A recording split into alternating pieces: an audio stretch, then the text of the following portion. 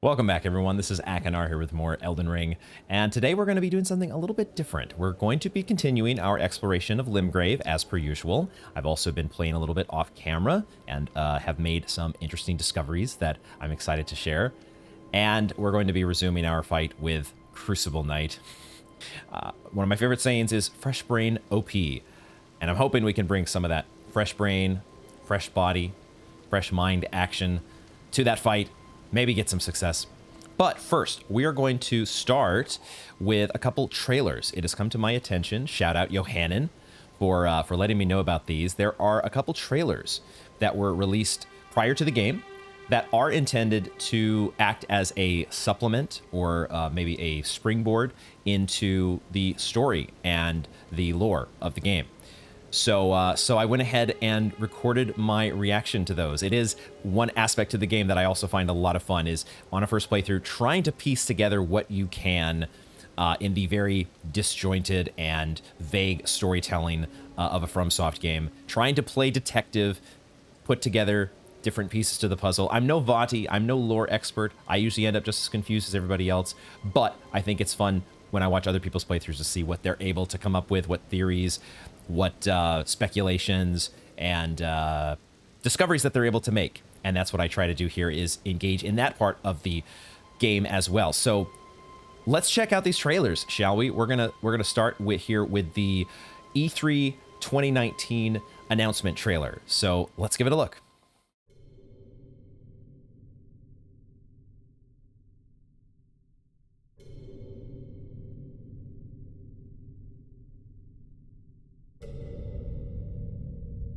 Oh, it's like the start of the opening cutscene. Miyazaki and George R.R. Martin.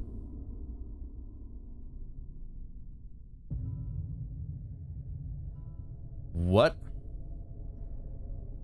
Oh my god.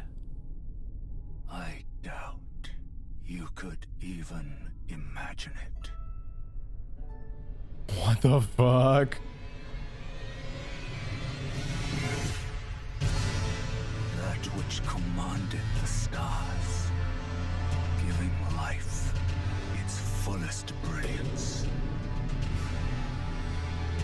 The Elden Ring. Oh. Oh, Elden Ring. Shattered by someone Oh, what? or something. Don't tell me you don't see it. Look up at the sky. It burns.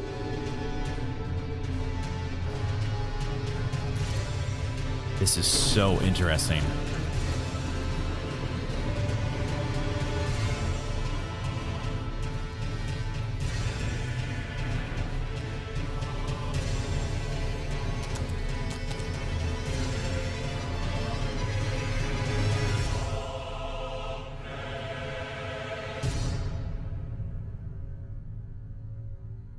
Oh my god, that is so cool. Now that there's 20 more seconds here. Hold on. It felt like we were maybe at the credits stage of whatever is here. And that is what it looks like. Okay, so that was the trailer. So a lot of interesting stuff there. And I might want to pull up the actual opening cinematic from the game, because there are a lot of scenes here that are being echoed, or that are they're basically the exact same scene, except it's being done this time with in a pre-rendered format. I have been told, by the way, it has been one of my trusted advisors has filled me in that we are not exactly clear on the role that George R.R. Martin had. We know that he was involved with the story at some level, but we don't really know how much. Now, this scene here is, I really don't know what to make of this, other than the imagery here with the hand over the face. So there's the individual here, we don't see their face. It's hard to tell if it's a man or a woman. My guess is that it is a woman because my immediate thought is Dee's armor. We've seen Dee. I'm very curious to know more about that character. But the only thing we know so far is that Dee hunts those who live in death and that they should be left well alone. But, which by the way, it was not the doll that said that. That was Lady Maria. But those two are kind of synonymous in my mind for what I think are obvious reasons. Side point, this hand, though, over the face feels like the front of his armor set. Who is this? Whose arm is this? And whose arms are these? I don't know if this is just supposed to be a symbolic thing. But then we also get these shots of the shattering of the Elden Ring, which were also shown in the opening cutscene. But it feels like we're showing two different people. Give me a moment here. I'm gonna see if I can pull up the cutscene from the actual game. Right. So in this scene, we clearly have a woman with a very long braided ponytail with there's an armlet that she has. And I believe we see that on Queen Marika later on in the cutscene here. But let's keep going a little bit longer here. Because then the very next, if I remember this correctly, this very next shot, now we're looking at somebody who also has a long braided ponytail, but now the musculature is much more that of a man. We've lost the armlet. I was not sure when I first saw this, and then I went back to rewatch it, if this is the same person undergoing some sort of transformation, that in the process of shattering the Elden Ring, which, by the way, we're doing on a tree stump. Not sure if that has significance, but with the fact that there's so much significance behind trees, the Erd tree, of course, being the most prominent one. I might be reading too much into things there, but an interesting detail to think about. Are we inside of a tree? Where are we here? There's a lot going on, but in particular, are we dealing with the same person? Okay, so this imagery here, this image makes me think that the woman trying to shatter the Elden Ring is Queen Marika. We have the armlets, or at least we see an armlet. We see two, in fact. And we also have a long braided hair. Like if we watch back to the announcement trailer. Oh, okay. I missed that detail the first time. Okay. So first of all, it sure looks to me like, again, we're dealing with the physique of a male. And when, oh, okay, that little thing at the end there where the hammer hits and what are these grooves, or they're almost like tree roots that are rending the flesh, but they grow. The cuts in the flesh grow wider, which I had not noticed before. Now it makes me when I saw this, it immediately made me think back to the opening cutscene and this image that we see of Godwyn the Goldwyn. Excuse me, Godwyn the Golden. We've also seen Godric the Golden, right? Not sure if they're supposed to be related, but Godric the Golden was mentioned on that big sword epitaph, the great sword epitaph that was out in Limgrave. That might be another side note. Is this the same? It feels very similar, but I'm not sure if this is supposed to be the same person. But it wouldn't surprise me if that's who we're dealing with here, that this person shattering the Elden Ring is actually Godwyn the Golden. Another little connection that I had wondered about was Knight of the Black Knives. Is that at all related to Knight's Cavalry? Or is that just the fact that it's nighttime? Knight has its own cavalry. If I had to guess, this feels like this is another shot of Queen Marika, and that maybe she has the same sort of thing going on her back. Although I'm not sure if these are incisions or cuts, or if it's actually a tattoo. And what is it a tattoo of, if that is the case? Hard to tell. And I'm just going off the fact that we have blonde hair, and that's basically it. Blonde hair.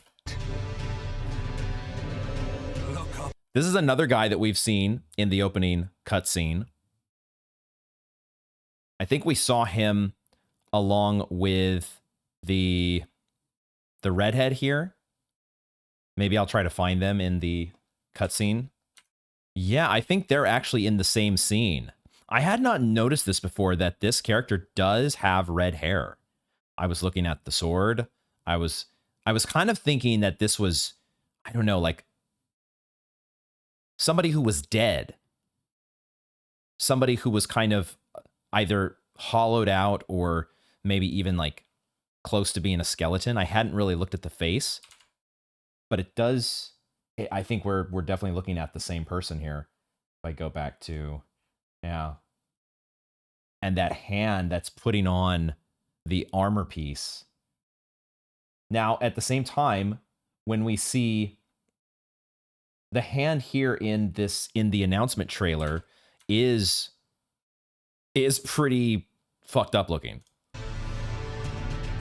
Like there is some, oh, the skin almost looks, it almost looks like those miners in the Limgrave tunnels. Oh, wait a second. Wait a second. She's just putting on her arm, isn't she? Okay, I didn't even notice that before. It's not, we're not just putting on an armor piece, we're putting on an arm. Which now makes me wonder and think back to, is it grafting? We know that there's supposed to be something going on with grafting. Wow, this is only a 2-minute announcement trailer, and there's already so much interesting stuff to try to dissect here and think through. No idea what this is, other than it kind of makes me think of Ornstein's spear. Because this kind of feels a little bit like an Ornstein type armor set, but we only get a very brief glimpse. And then, what is this? Is this part of the Elden Ring shattering? All right, that was super cool. Let's check out the next one here, which is the Elden Ring story trailer.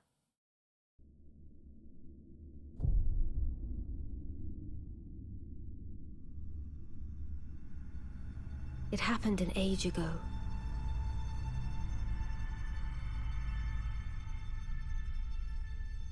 Renna? But when I recall, I see it true.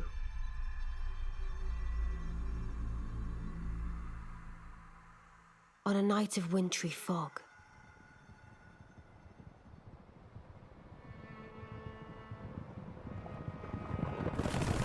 the rune of death was stolen. The Knight's Cavalry?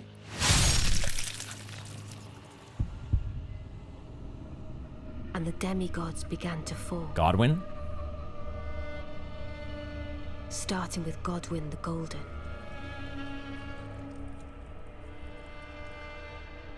Ooh, what is going on with his face? Queen Marika was driven to the brink. Dude, that is sick.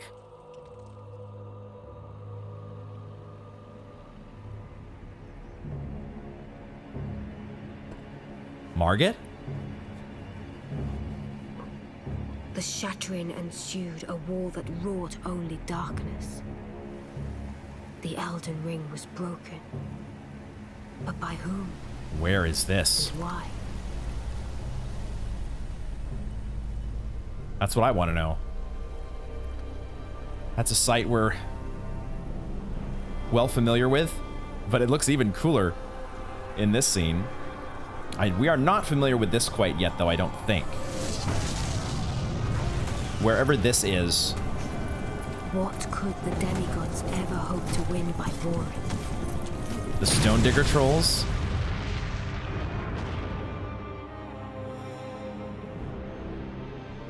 Here are these two again. This guy is massive.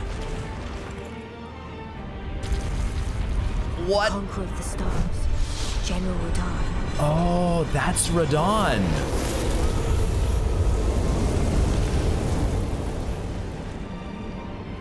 And the blade of Mikkel and Melania the Seventh. These two were the mightiest to remain, and locked horns in combat. There goes the arm.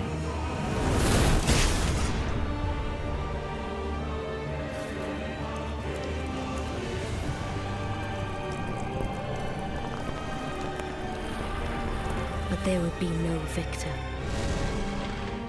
What? I don't even know what the fuck happened there, but that And was so cool as we inhabit fuck. a fractured world, awaiting the arrival of the Elden Lord. This is amazing. Unless, of course, thou shouldst take the crown.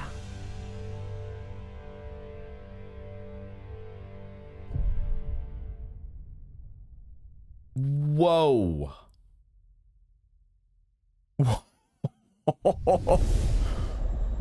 Holy shit. Oh my god, that was unfucking believable. I want to watch that again. But when I recall, I see it true. First of all, the way that her skin around the wrists is cracked, almost in a similar way to what we see on the back of Godwyn, and maybe also Marika. The rune of death Yeah, I mean, was stolen. these guys have the horses are enshrouded, just like we saw with the Knights Cavalry. That feels like what we're looking at here. We've only faced one of the Knights Cavalry, but I think like this is what happened, right? The Knight of the Black Knives. We saw this once again. Let me see if I can find it in the cutscene here. These very well could be the Knights Cavalry, or they're associated with them in some way. But I think what we see here, them running a blade through Godwyn the Golden, is what we just heard as part of the trailer. And the demigods began to fall. And Godwyn clearly is one of those demigods. And then what the hell is going on with his skin? This black, like his blood has turned to ooze. Queen Marika. And now he is undead in some way. I don't know if this is what we're supposed to be, tarnished. Like, we are supposed to be raised from the dead, right? Just like the chosen undead or the unkindled. Why is it that we're called tarnished? Does that have to do with this black inky? I don't know. Is this supposed to be the blood has turned to this? But is that what makes you tarnished? I don't know. I might be disconnecting some things. Was driven to the brink. This has got to be Margit. I'm pretty sure this is Margit. The staff is like a dead ringer. A wall that wrought only darkness. So Margit sets down the crown. The crown taken from Marika or abandoned by Marika. We also have, this makes me think of Lord of the Rings with the all the people sitting around in their chairs and my axe.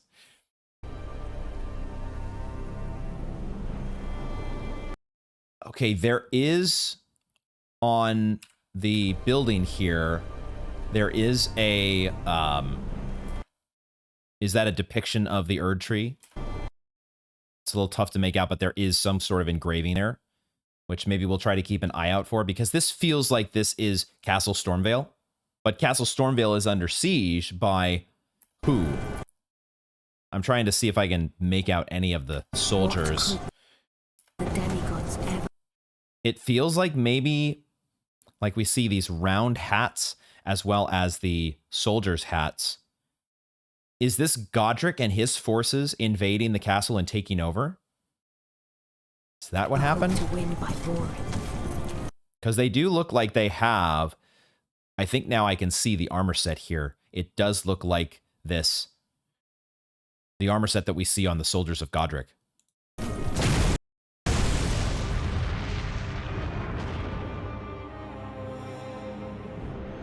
Okay, and this might be the most interesting part of all, because we've gotten some names.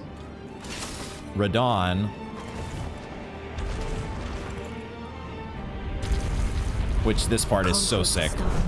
Conqueror of the Stars. I love how his blades are sparkling there with purple, like you would see with, well, we've only seen in the case of the guy on the beach, the gravitas and other, the only magic related stuff that we've seen so far.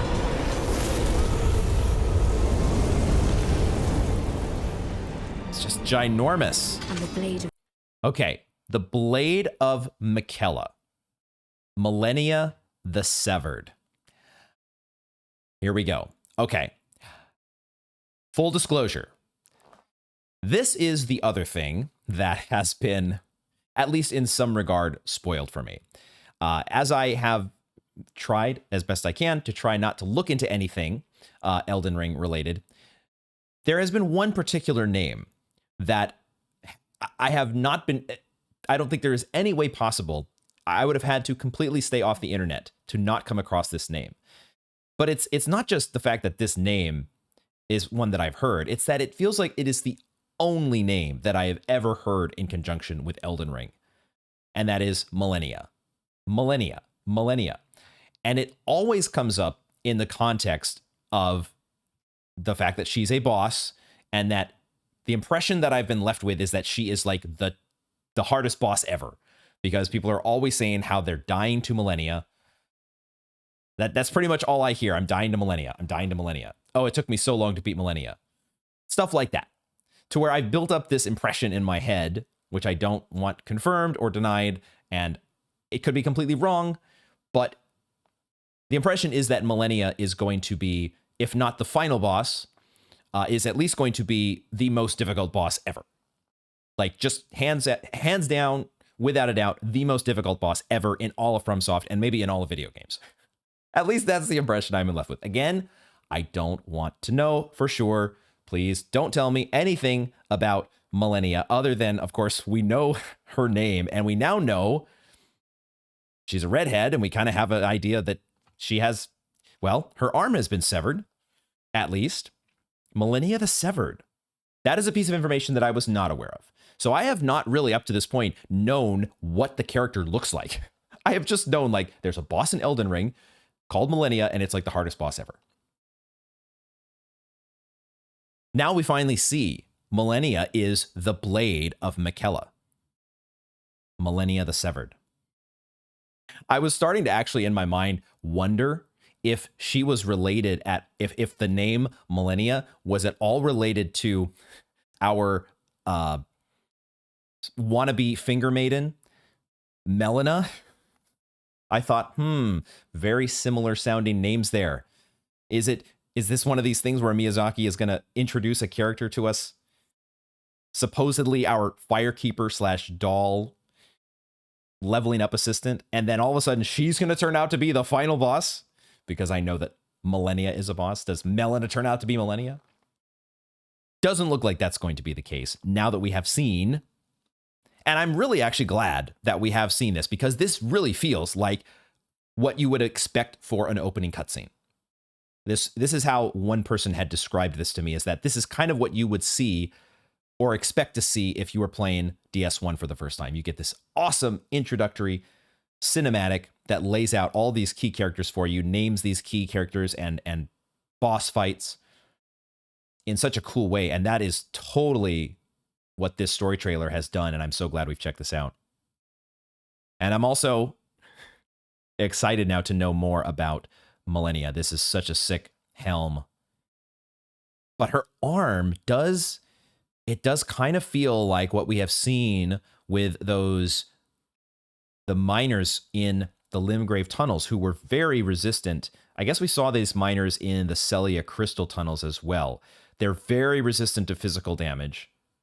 Your blade just kind of bounces right off of them, almost like you're hitting a wall.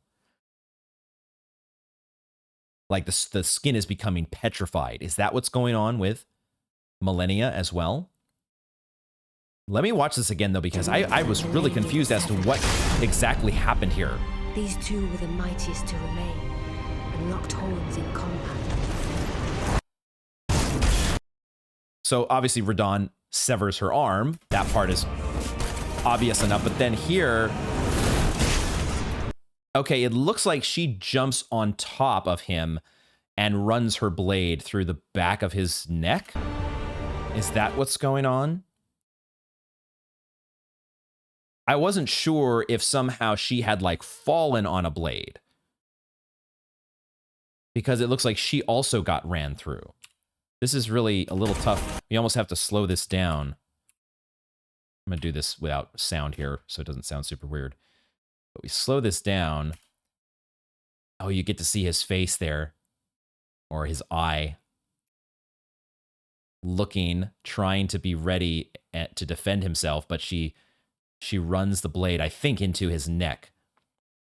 But she's just kind of, it's a little weird because her hand is on the blade rather than the, I don't know what it's called, the handle of the blade. But her blood is also running down. So did he have his own blade, or... Oh, there's his eye. That is his helmet there.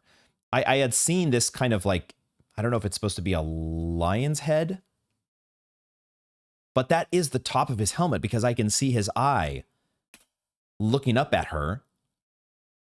So has he, I mean, maybe they did each other in, because that is what the cutscene says, right? That they sort of, they killed each other.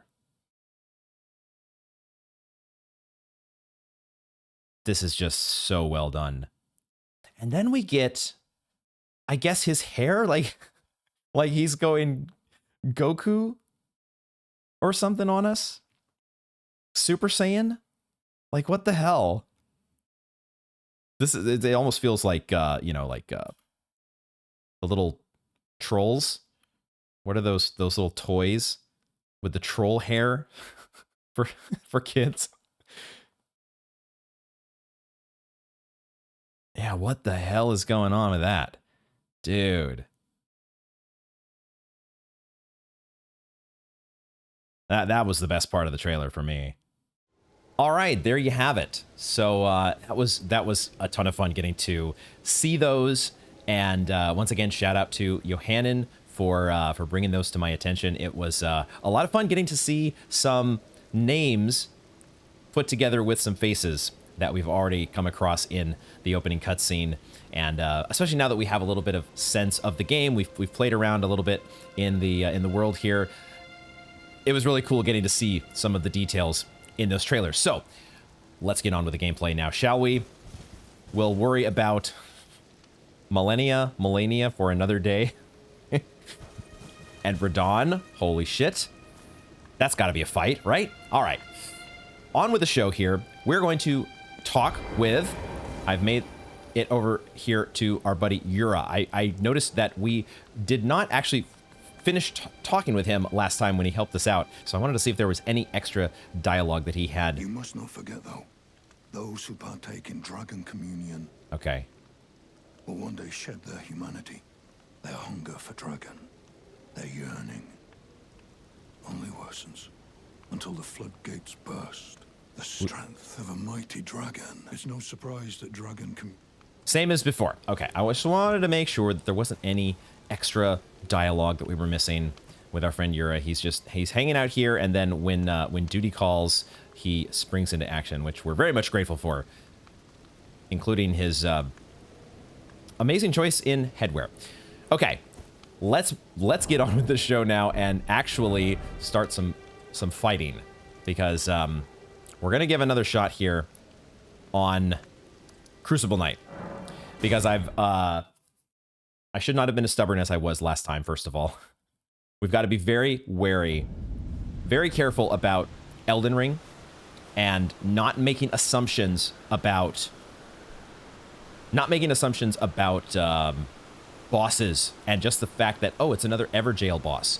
That means it's probably going to be just as easy as the previous one, the Bloodhound. Not so fast. Don't make assumptions. You know what assumptions do. I just realized that I do have 9,500 runes that I almost forgot to spend. We're going to go ahead and do that here. We're going to level up. Actually, we're going to test out one thing that I am remembering that I wanted to do. I wanted to quickly test my flame sling here. Let's find an enemy to give a try with our, or just some sheep. Let's just see. I want to just remind myself what the number is here. 318. Okay, is that pretty consistent? 318. 395. It's not a consistent number. I just want to see. Maybe we got like a headshot or something. I don't know what caused. Maybe when they're in roly-poly mode, they take more damage. Okay, it does seem like most of the time we are getting 318. I want to see how much a point in faith bumps that up. Just want to get a little bit of a sense for how the scaling works here.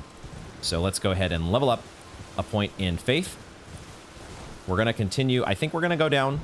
For now, we're going to continue down. This feels a lot like what we did in Dark Souls 3, where we had some investment into quality build, but we also were trending in the faith direction, and there was a point in the game where that kind of bit us in the butt, particularly, I think, against Pontiff. My build was pretty middling, so there's going to come a point here where I'm going to want to respec. I'm hoping there's a respec option. Let's level up 1 point in faith and just see. So 318 was kind of the standard. Let's see if that significantly boosts our fireball against the sheep, at least. I'm guessing that the scaling is going to be similar across all enemies. 322, huh? Increased our fireball by a whopping 4 points. Awesome. Awesome. Okay, well, so we're not really getting a big boost in damage, unfortunately. The main... I don't know how this affects our healing spells. Maybe it's more of a boost to healing. I'm not going to take the time to test that out right now. So with that in mind, how do we want to level up? Because really I don't have anything in terms of spell requirements that I want to aim for 15 for. If we're not getting a significant boost in damage to our fire spells, then I might just want to put another point into mind. I think I will do that. Although our mind, our FP is not being restored to full anymore by our cerulean flasks, so... maybe vigor. Maybe we just go a point into vigor. Give ourselves a few more hit points. Let's actually do that, I think. Let's just go vigor right now, because more hit points is... well, we do need to pop some runes. So we need a little over 1,200. Let's do that. Let's go to our inventory and get some runes going on here. We have plenty of golden runes. I have been doing a little bit of off-camera farming and playing around with some different stuff, checking out some item descriptions, and we're going to go through some of that here eventually. Let's do 7 of these. And level up. Level up. Get that point in vigor, another 25 HP. Fine for now. Level 30. There we go. All right. Let's get back to the fight. Oh, I need to reattune my spells a little bit, because I want to try the spell that we have not tried yet, which is Flame Sling. Or not Flame Sling. Catch Flame, excuse me. This spell, according to its description at least, which we cannot see right now. No, there it is. Just need to press triangle. The incantation can be cast without delay after performing another action. Let's try this out. By the way, I have noted the text here, which I had not seen before on rejection. You can charge this to increase the size of the shockwave. Okay. So there might be more utility to this than I initially thought. I don't know if it's going to be good against Crucible Knight. Probably not. But we shall see. I'm actually also going to... We're going to quickly switch the order here. I'm going to be a little pedantic about my spell placement to give myself a little bit more... Okay. I want the urgent heal to be first after the cast flame. Okay, let's try this out. So after a roll... How quick is this? It's a combustion, right? It's a combustion. And that may be what we need. How much does it cost? Because we kind of need some quick attacks in order to get in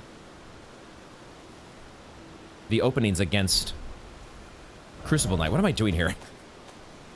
Supposed to be Fresh Brain OP, but so far the brain is having a little tough time getting up to Elden Ring speed just yet. Hold on.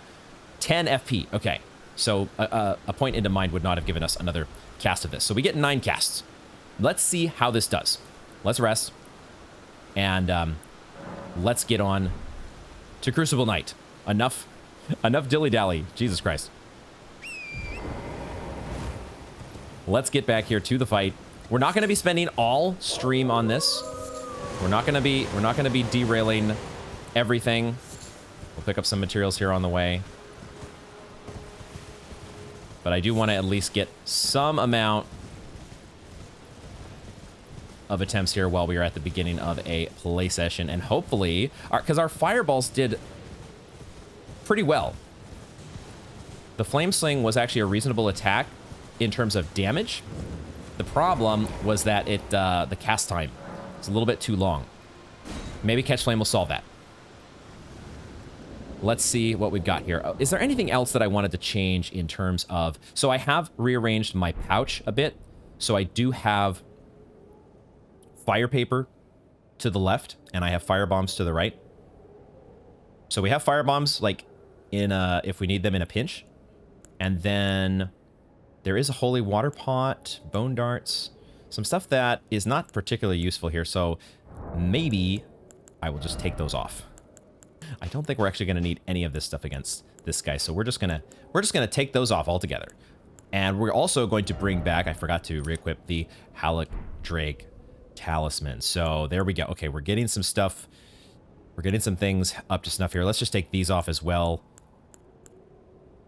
Trying to iron things out here and also delay the inedible death on the first attempt that is likely to ensue. All right, we don't get our charged fireball like we did to start.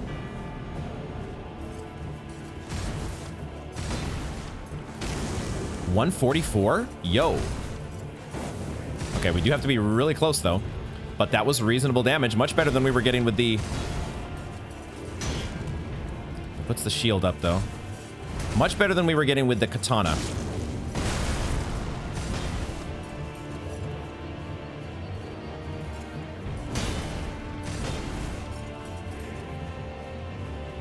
It's really difficult to find an opening to heal in this phase. Can I get away with this?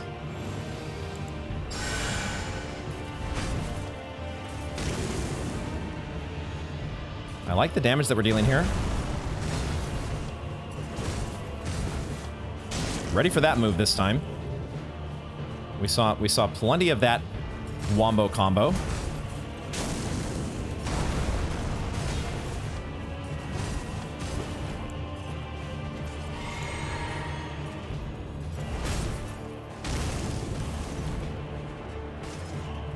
It is nice having the quick cast. Being able to know that we're not going to have too much downtime before we're able to roll again. Really nice.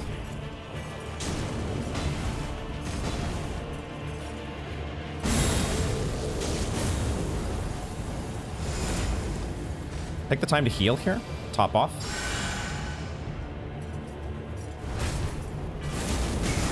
Still not quick enough to be able to roll away from the dragon's tail.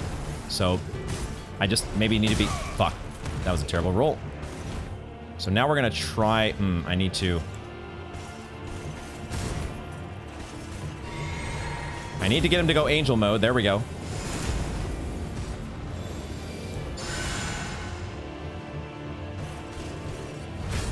Problem is we are kind of running out of magic.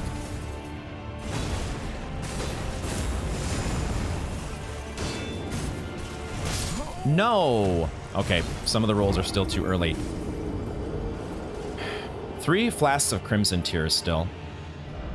So it might have been smarter for me to just use a flask there. The damage on the combustion is impressive. It's basically doing what a charged fireball did. So we maybe should have been using this spell a lot more often. Do I reapportion my flasks to 2-3? We will give one more attempt here, but I might go back to the site of grace. And I might do that. Because we did end without using any of our crimson flasks. So if we're getting, I felt that the muscle memory is much more there compared to where it was before.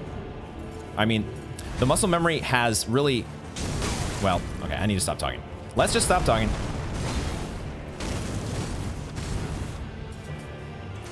Let's actually use a flask. I should have went for the combustion. Oops, that was, fuck me. Okay, so there's still some reactions that are just far too early here.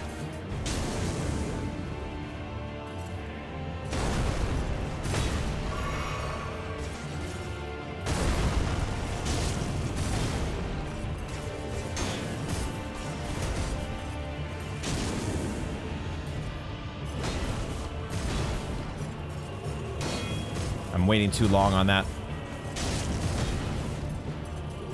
We can get one more cast before we need to drink. So I'm hesitating a little bit still. And that hit me. I thought I was going to be out of the range of that. Okay. Okay.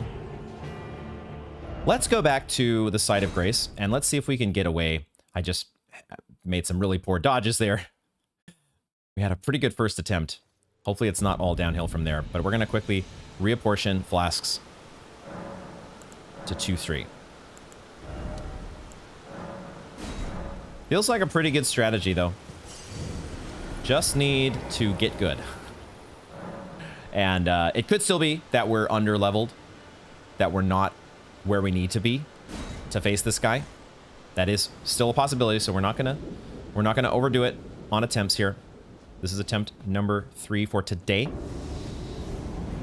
And I'm gonna try to limit myself to, you know, 10.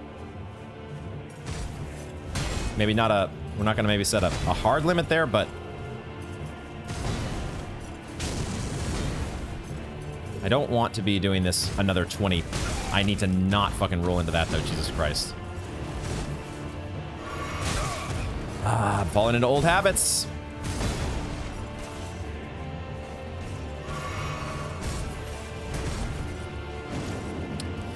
Really tough to be close on that move. You just need to walk a little bit forward, though. I was spamming the roll button there.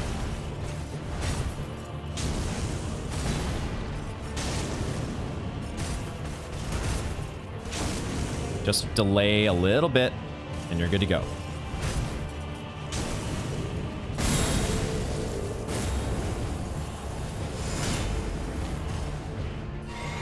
Don't actually need a heal.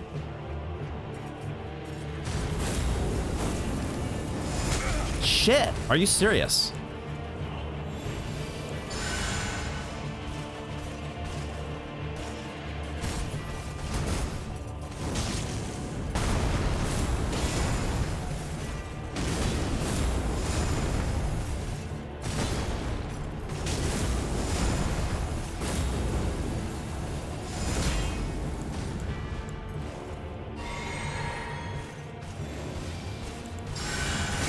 Greedy of me to go for the heal when I already had the flash drink.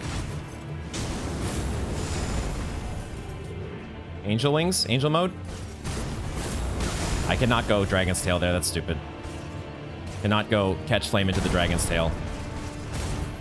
Need you to go Angel wings. There we go.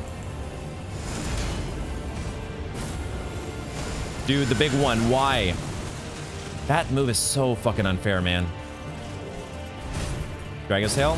Nope.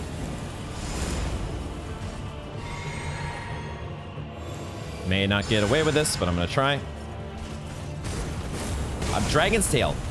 Okay, that's the muscle memory that has worn off.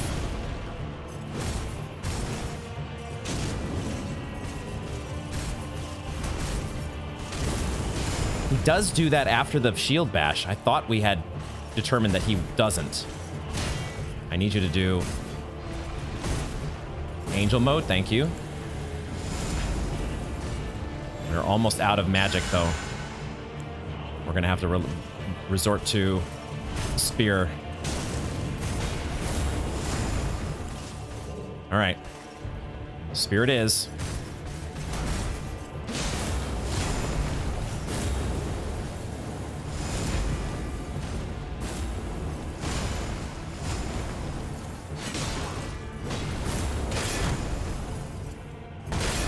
Oh, fuck me. Not getting my stamina back. Okay, best attempt yet. That's, I think, definitely the furthest that we've reduced Crucible Knight's health. And we are not that far off. Tempted to go 1-4. We did make use of both of our Crimson Flasks, I think. I'm going to go 1-4. I feel like the magic and the catch flame is what we need to get us across the finish line here. So we are going to go with the old 1-4, and we're just gonna get good on those rolls. Do not fucking take any damage from stupid, dumb stuff. I mean, what other formula is there against a FromSoft boss? Let's be real. All right, let's get back to it.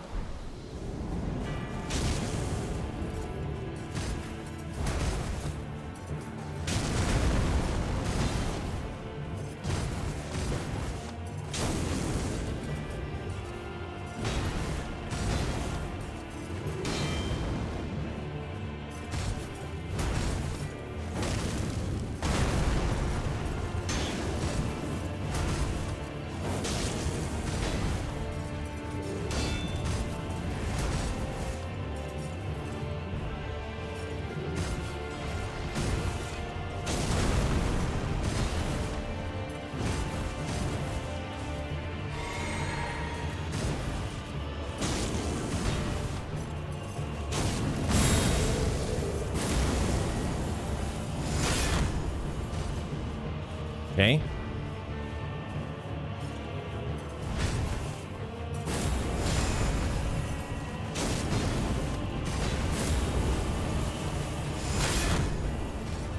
I'm okay with my stance getting broken there.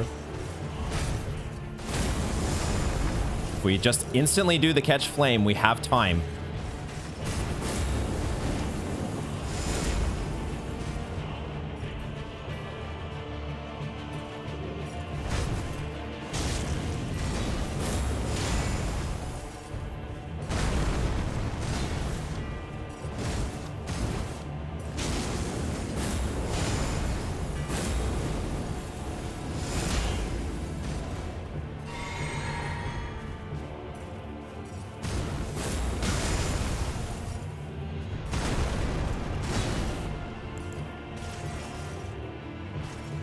Angel mode, please. Angel mode, please. Thank you.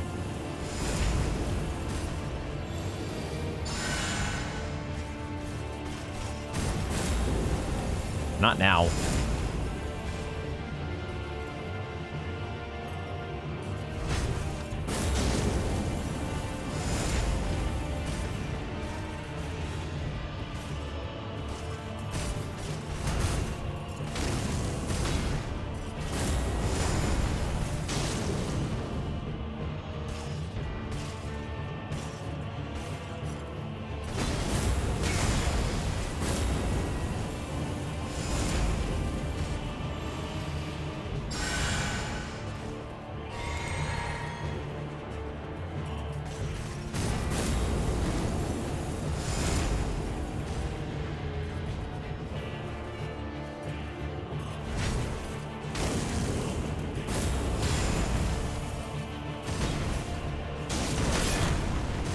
No, you gotta be fucking kidding me.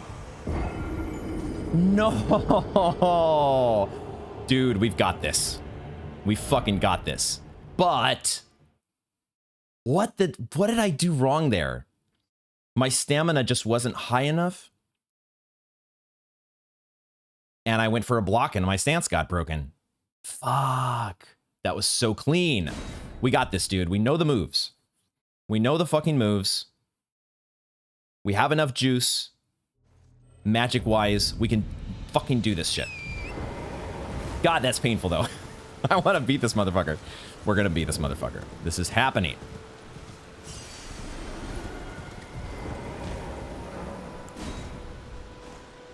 My heart is pounding. I am trying my best. Let's take a breath.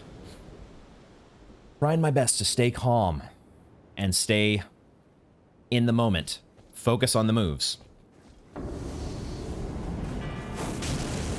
I could maybe go for 2 hits there. Ooh, that was close. I don't know if...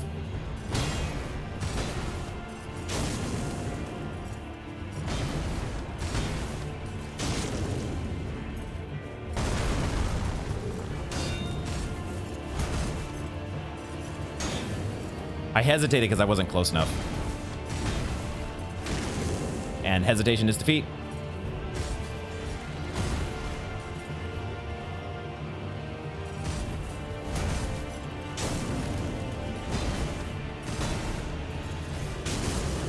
Fuck. No. Oh, okay. Angel mode? Nope, not angel mode yet. So we're going to use one of these. Assuming I get an opening. Let's keep doing the fight. I could take a drink there. That would have been a good drink time. Fuck. Oh, I thought I did not get away with that, but I realized I didn't need to heal. I was going to go for an urgent heal there, but I don't need it.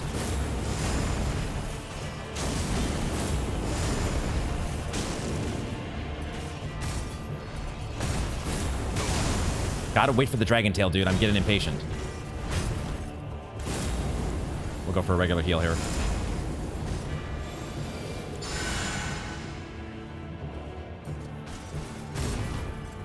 I probably can get away with a flash drink.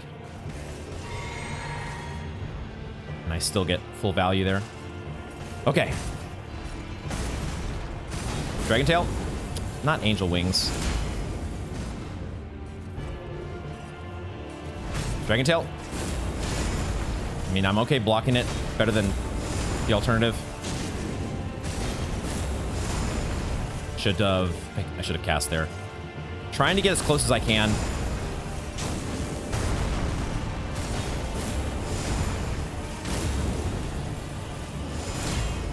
Let's get our stamina back.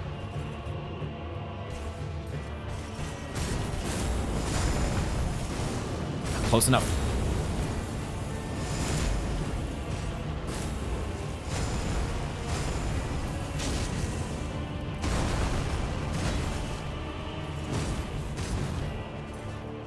Should have gone in for a hit there. Yes, he walked into it. Fuck. Stay calm.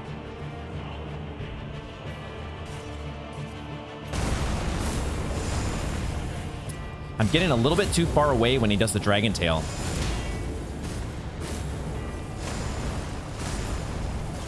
That's a good one, though. Think I drink here.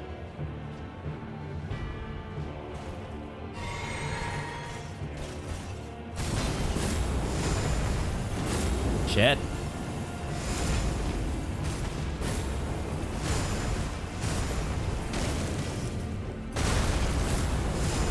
I tried to go for the hit. I think it's just one more.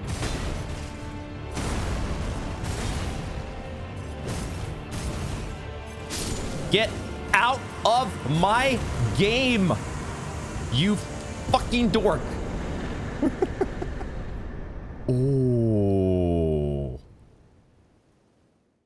Oh. Oh, right. We get taken out of Everjail. I was thinking there was a cutscene for a second. Oh, that feels good. Let's go, dude. Hell yeah. Crucible Knight down. And we will quickly heal. it looks like we might have finally gotten our first faith-oriented Ash of War. So a pretty amazing reward, question mark? No, it's a spell. Yo, okay, what is this? Aspects of the Crucible Tail. Oh my god, it takes 27 faith. Oh, yeah. Ooh, creates supple tail to sweep area before caster. I mean, that was a pretty badass move that he kept pulling out. What D7 faith, though? Fuck me. One of the ancient Erdtree incantations creates a supple tail that sweeps through foes before the caster. Charging enhances potency. This is a manifestation of the Erdtree's primal vital energies. An aspect of the primordial crucible, where all life was once blended together. The artwork is super, super sick. Not just the tail, but also the whatever inscription there is on the paper or the parchment. Those 3 interlocking rings that we see in the logo of the game. Very cool. Okay. Oh, man. Catch Flame. Dude, I think I've been sleeping on this spell. I think I've been sleeping on it. Let's head back and get charged up at the Site of Grace. I got to remember how to play the game here. Let's go to the Site of Grace.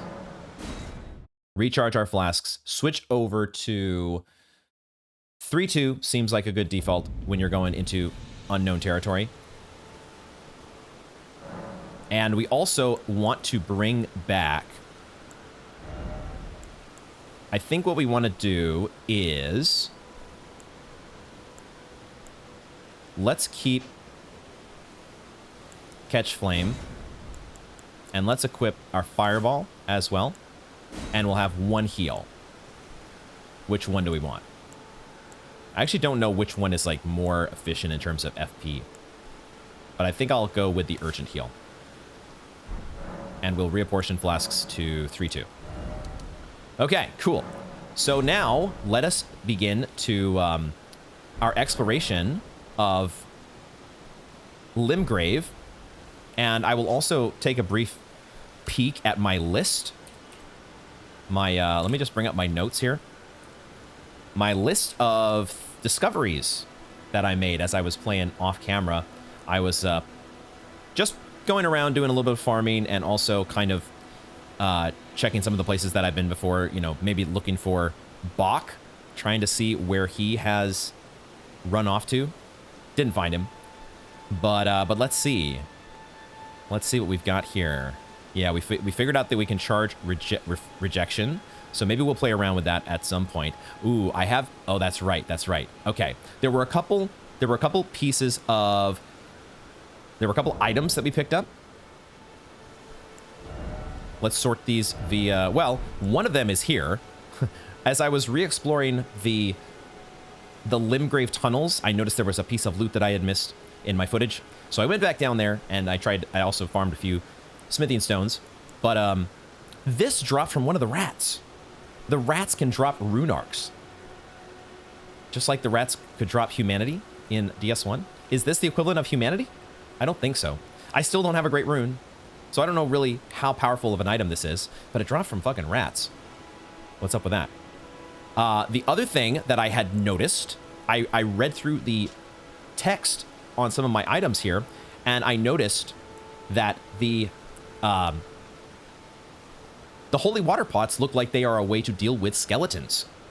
So I have actually, well, highly effective against those who live in death. I'm assuming those are skeletons. Even preventing them from rising again. The Golden Order has no mercy for those who trespass beyond life's bounds. So this is one option. Oh, there's also the 3 rings there. Or is it 4 rings? It's actually 4 rings, isn't it? And then a triangle. Is that supposed to be the Golden Order? Maybe that's what that is. That's the insignia of the Golden Order, perhaps. Okay, getting sidetracked a little bit. But I did find out, maybe we'll run across some skeletons here at some point, but I did make the discovery that you can actually keep attacking the skeletons. they go into like a resin animation, and you can actually start attacking them to keep them from resin. So you might not even need the holy pots in the first place. Okay, it is time to finally deal with, or try to deal with, this big, deal with the big Stone Digger troll, who we flew on by before. We've killed a few of his kind previously, so it's not like we're covering some fresh new ground necessarily. But we haven't taken on this one in particular. Do we want to fight up here? Maybe it makes more sense to fight down below. Let's actually go down below and let's take out some of the soldiers of Godric. That does remind me, I did pick this up as I was going through killing some of the soldiers. We picked up the Tree and Beast Surcoat. We finally got the snazzy gear worn by the Hollows here. The Surcoat depicts the distant Erd Tree and the Beast Regent, an emblem of the Golden Lineage. Both are symbols of glory now past. Yeah, this was the scene in that one, in the story trailer, that I initially thought we did not know, or we had not seen, that big, the big battle where the castle is under siege, a la Lord of the Rings. That the icon on the left, I think I have finally figured out as well. This is another discovery that I have made. We will cover that here shortly. Oh, that guy has a horn, really? So we're gonna have to deal with the entire entourage coming on getting on our case here. All right, fair enough. Bring it on, y'all. Bring it on.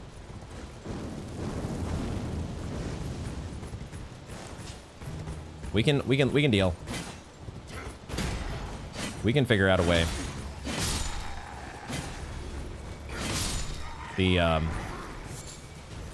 As intimidating as the Hollows, the soldiers of Godric are, I think we'll manage to make it through.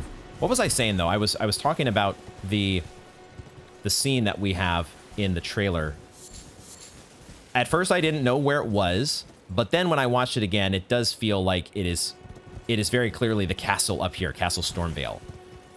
And that would make sense that you've got the soldiers of Godric in conjunction with the Stone Digger trolls, apparently. That's some sort of alliance that they put together in order to invade? Question mark? Let's get some butterflies over here. Oh, right. Okay. So I should make note. I think I have finally figured out the monument icon.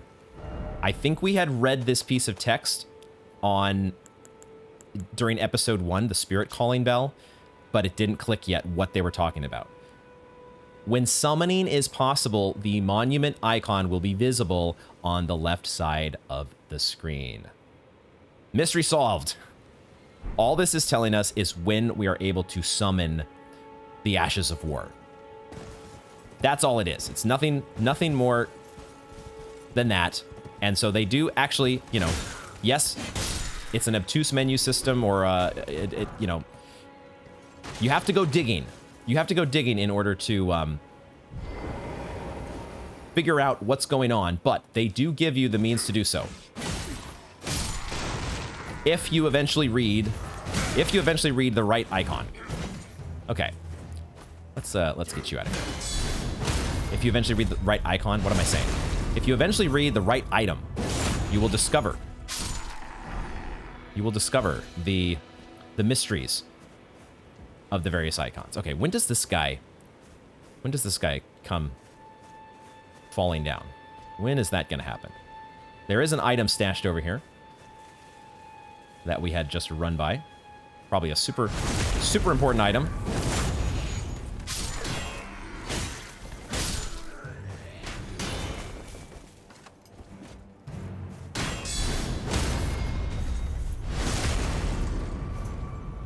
So this guy still says no. Fine by me. Fine by me. Golden Rune, level 1. Oh my god. All right, let's get on our horse. Now, we can get this guy to drop down, and we will switch over to Flame Slings. Because we like using the fireballs against these guys.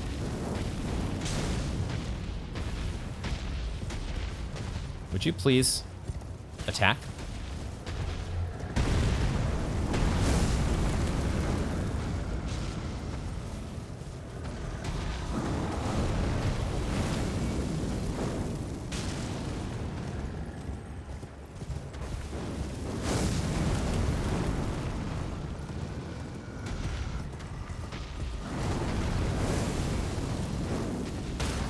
Oh! Oh! How am I supposed to take advantage of that? I first of all did not have my I did not have my sword out, my spear. So if there was a riposte to be had, I didn't get it. But I also don't know that I could have gotten it. Because where was, like, his body? He's so big. Oh, shit.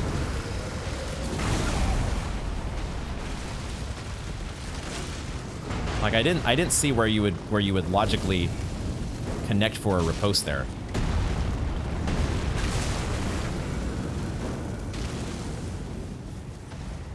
But I have seen that before as I was playing off camera. I did have that happen where I caused him to stance break from a fireball. I think a fireball to the head was more effective in that regard.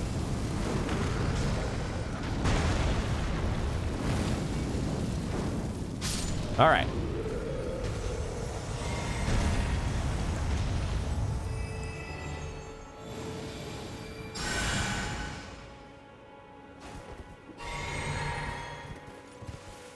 So we've officially dealt with this group of enemies. No big deal.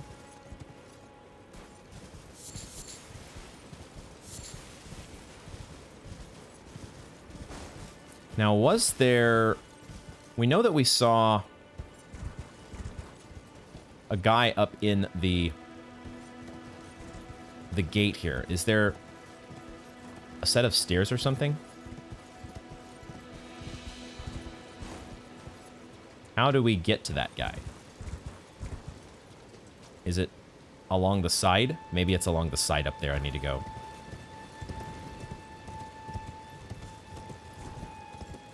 I think that's where we need to head. So let's actually check on the map, because I think this is where we want to head to. So let's place a beacon there.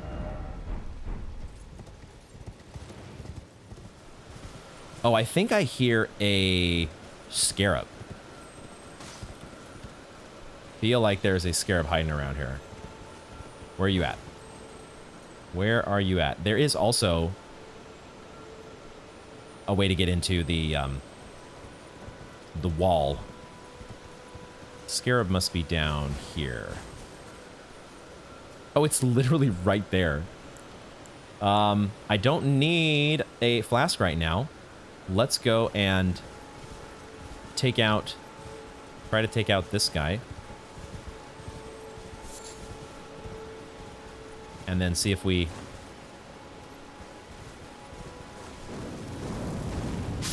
We don't need our beacon anymore. Oh, it did remove the beacon. So when you reach the beacon, it does automatically take it away. I had not noticed that. All right.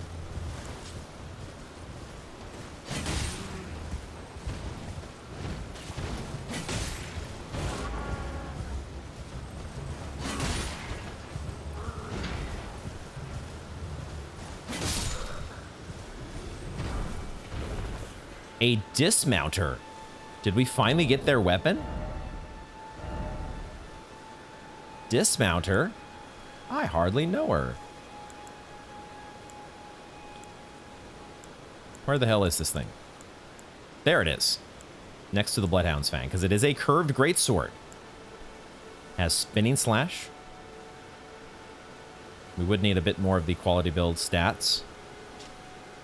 This curved greatsword, wielded by the brawny sellswords of Kaiden, combines the blade of a scimitar with the heft of a hatchet, a difficult-to-handle weapon that demands much of the wielder's strength and dexterity, but with practice and ability, it can serve as a versatile weapon, even on horseback.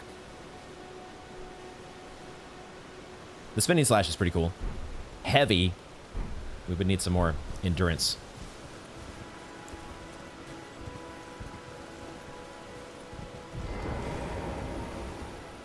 Who we got in here? Oh. Why did I think that this guy was like a corpse to be looted? Is he not going to... Okay. Sure. Memory of a goldfish. Okay, now. Your turn. Your turn. I will say another thing that I did... that I was doing during my off-camera practice.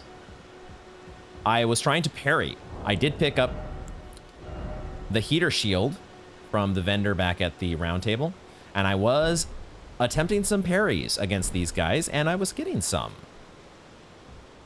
I was getting some parries to happen. No booby trap on this treasure chest. An arrow's reach talisman. It sounds like we have picked up a talisman that will increase our arrow reach. Very descriptive talisman name. Increases bow effective range. I like the sound of that. We do use a lot of our bow. Talisman depicting 3 arrows carried by hunters of beasts. Let's put that on. We actually can take advantage now of our second slot, and we are not overloaded as of yet. We'll see. Does a torch put us over? Torch does not put us over either, so we can afford to have a torch. Cool little pickup. Glad I checked out over here. Nice. Oh, it feels good to get Crucible Knight. Oh, what a relief. I don't often get if you're somebody who's watched me for some time, you know that me getting tilted or salty against anything in a game, at least on camera, is pretty rare. It is not something within my normal behavioral set. I am noticing, however, that there is something about this game. Something about this game is bringing it out in me a little bit. At times.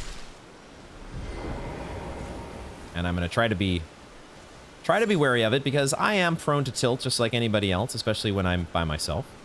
There's something about recording in front of the camera that makes it a little...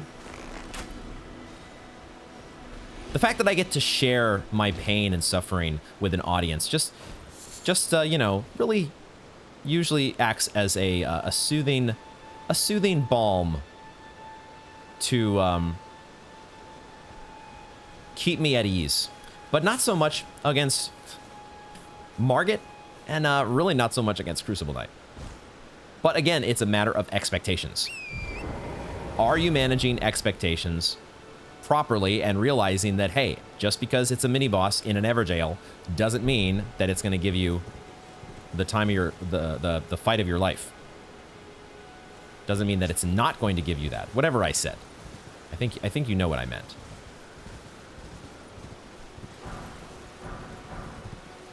All right, we briefly looked over here before, but we did not explore the big ruin. There does appear to be an item up here. And it is just a regular glow. It is a gesture. We get crossed legs. Okay. Cool. Let's try it out. We haven't done a gesture in a while. Can I... It's not letting me dismount.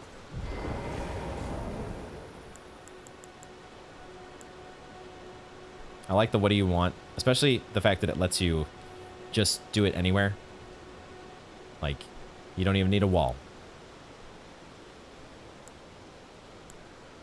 Let's switch this one. Sitting sideways, dejection, cross legs. Here we go. Here we go. You do have to actually select it twice. The first time only knocks you out of the first one, but there we go. Just chilling with our feet molded into the rocks. No big deal. What else we got around here? We saw the big fossils. Is there anything notable about these guys? Acquire materials. Ah, more Roa fruit. Oh, this is a... Oh my god. Oh my god. Okay. Hi there. You have only 40% of your health, but I think I have seen you in one of the loading screens. This looks like... Totally looks like one of the loading screen enemies. I'm a little surprised that we're not getting like a boss bar, a boss meter. Let's switch to Flame Sling. It feels like you would not take much fire damage, but we'll try because it is one of our go-to spells here. Okay, you're pretty beefy. Yes, you are low on health, but I mean, 40 percentage-wise, okay, that's more what I would expect. Thank you for taking out the sheep for us. Let's switch to arrows. Oh boy. Oh my god. Ah! Hold on. Can I target your head? I can target your feet. Is that... Oh, the feet are a weak spot. They could probably be a weak spot to more than just arrows. Okay, that was dumb of me. Hold on a second.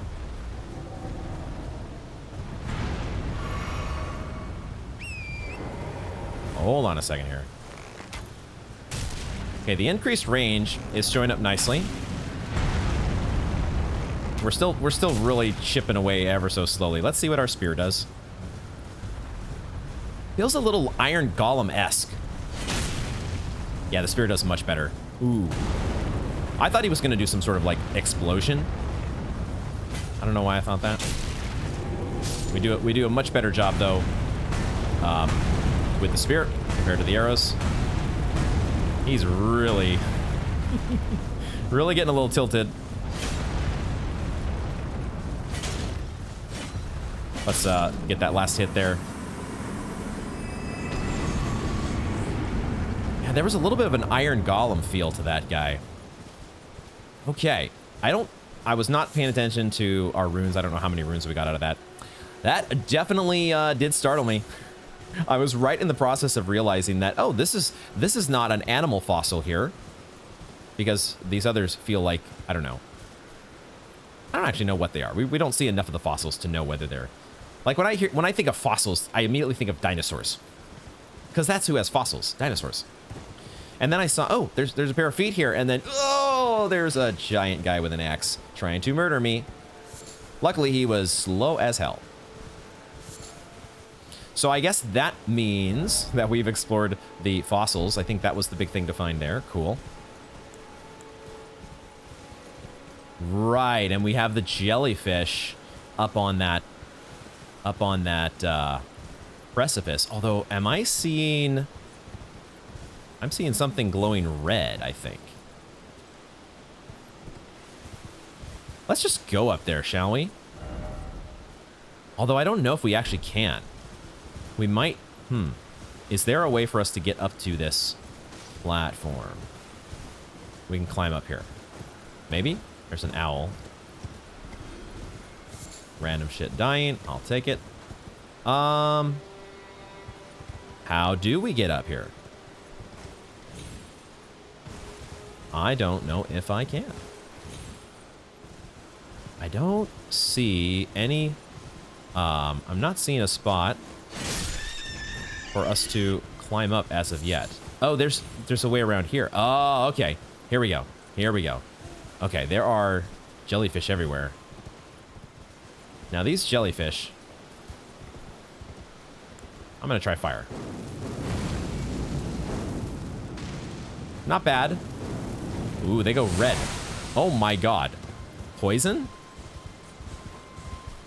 Oh, and then that one over there turned red.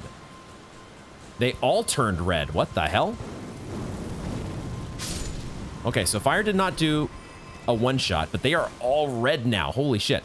So, was I supposed to just let them be so that they wouldn't attack me?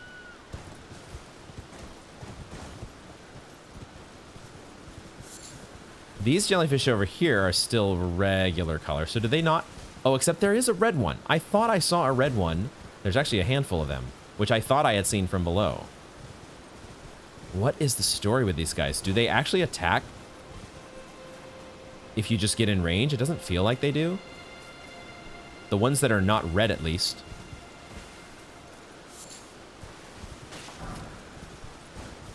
The ones that are red, I don't know how long they stay red.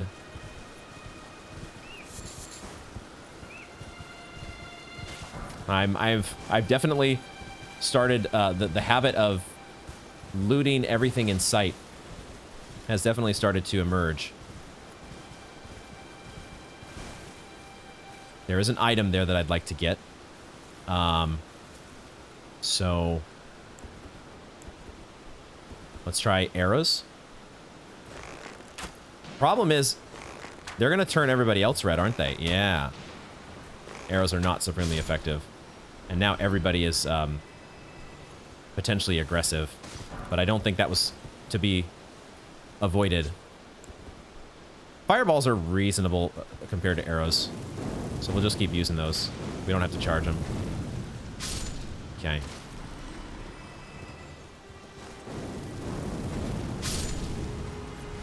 I'm interested to see if they drop anything cool. Magic grease for our sword. Magic paper. Magic paper, that wasn't a thing.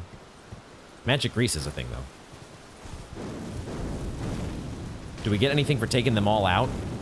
Other than, you know, refilling our flasks?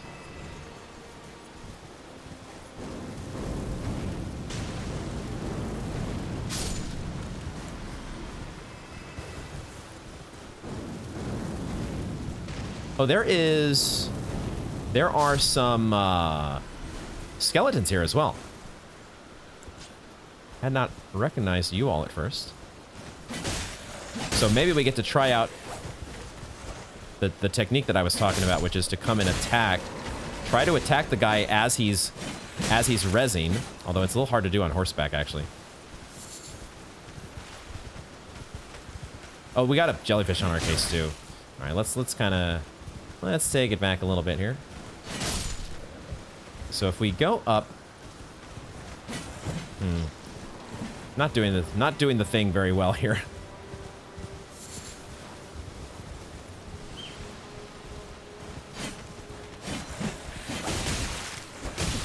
Okay, these guys are actually a little bit dangerous.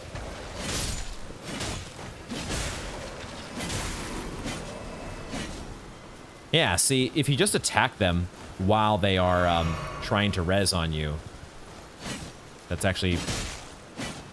how you do them. That's how you get them out of your game for good.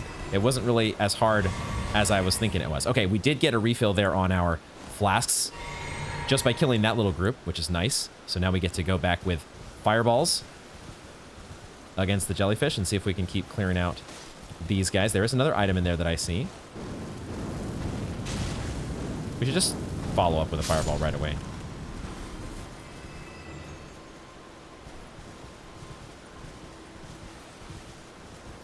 It feels like it has been night for a very long time. Is night actually... Maybe, is it progressing more slowly? Because we're in this section? What's up with that? Or am I just still learning exactly how time works in Elden Ring?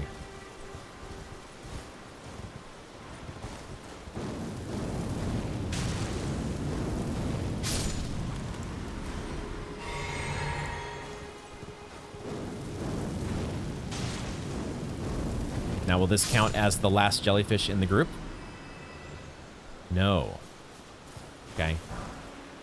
Godric Soldier Ashes.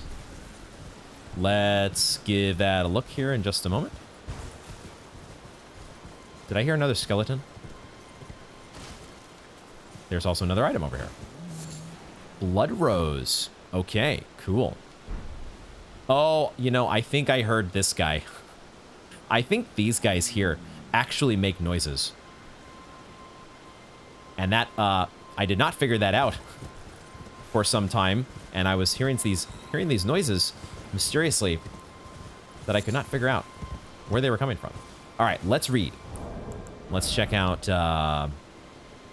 let's just check out the grease, first of all. Make sure we do all our due diligence here. Solidified grease made from a mixture of magically resonant materials. Coats armament, adding magic damage to attacks.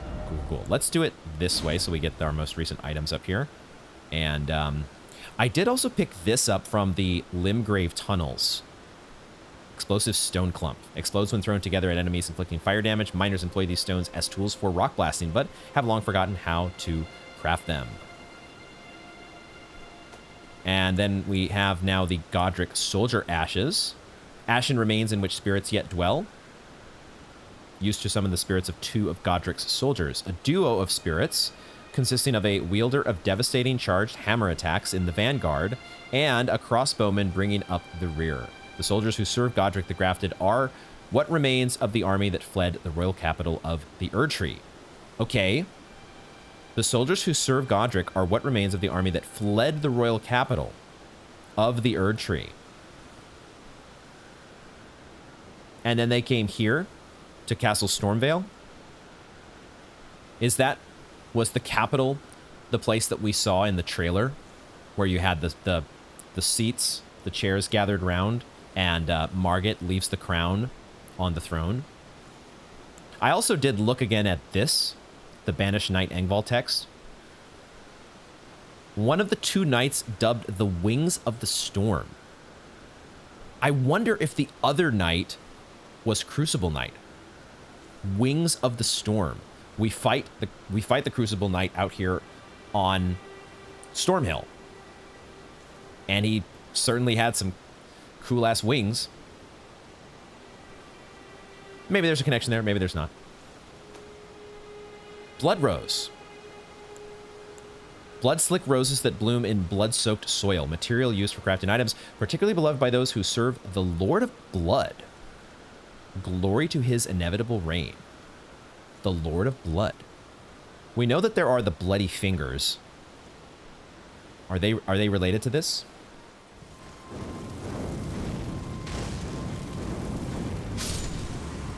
Oh, they finally dropped something. They dropped Grave Glovewort. Okay. We have not figured out, or we haven't found where we're supposed to, where we're able to use that just yet.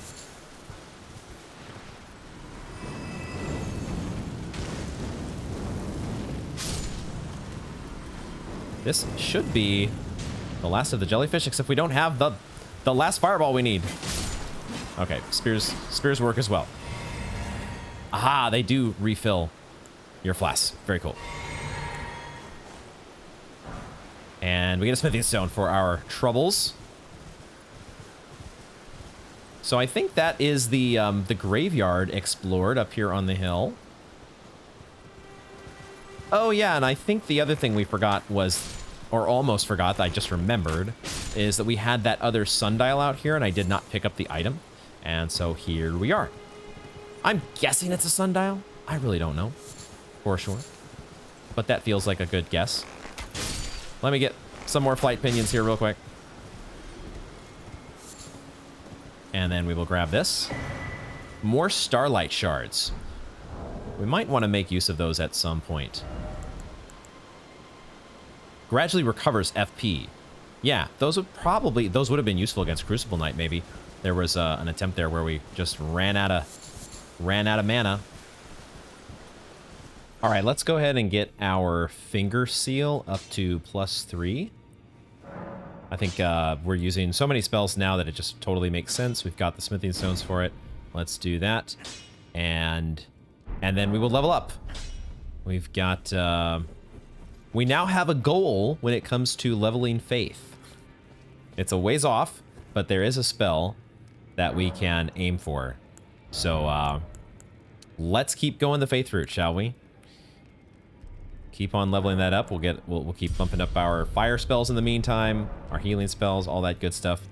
And let's just quickly check. I don't think you'll have anything new here. Those who live in death should be left well alone. All the more should you spy a mariner among their number. A mariner. So we have figured out now how to deal with skeletons.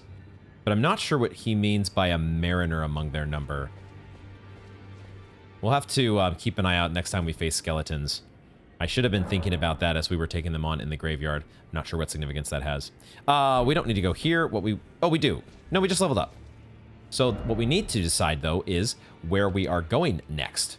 That's what we need to figure out here. I think now we can say that this area down here is pretty well explored. We've done this as well. So this area below the road feels good. So we should start heading here and here. Let's see, we can place a couple different beacons, right? We can put a beacon there. We can put a beacon here. Any place that kind of has like something interesting looking on the map, I guess, is what we can make our way along the edge of the cliff here and maybe up to this spot as well. And let's just kind of check out this region, see what we can find. There are some of these guys over here. Our jailer sentinel. Glowworm homies. Why are you all over here? The Everjail's on the other side. Did you lose your way? Were they actually gearing up for an attack? I still have not seen an attack from these guys. Here's another set of graves. Like what we have found on the other side of the map. And there's another glowworm hiding among these guys. Is this going to be all golden runes? Oh, hello. There are some bombs. Well, it's one of the glowworms that actually exploded on us. It was curled up into a ball and it exploded. We got a sanctuary stone, which I think we have picked up before. So these guys actually do have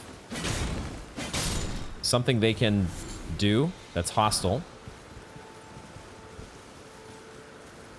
I think we still managed to get away in time. I don't know if Torrent took any damage there. Didn't seem like it did. Didn't seem like... Oh, okay, that's a ram. It's like somebody is trying to attack us. It's just a ram. No big deal. Golden Rune 5. That's cool. Okay, so here's another one of these. Oh, there's actually quite a few. Okay, they don't do that much damage. They are pretty resilient against the spear. What about fireballs? Can I please charge my fireball? Okay. I didn't have to use that second fireball because it just explodes. All right. Cool. Let's check out this little lake, which literally, I said it one time, I think, but it does really look like a troll face. I don't know if anybody else sees that, but it totally looks that way to me. Oh, there are octopi. Okay, cool. The octopi are fine. We actually, bleeding was pretty good against them, and they're not really, they just take a while to kill. So I guess I'll take the time to take this guy down.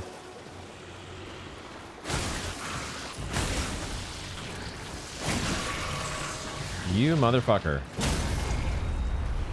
That's what you get for healing. Trying to heal through your inevitable death. Alright. Okay, so our little excursion to the lake here. Oh, there is, oh, right, these are from the other guys that we killed. Cool. Greenest Lily. Nice, nice, nice. Alright, successful pillaging of the Trollface. The Trollface Lake.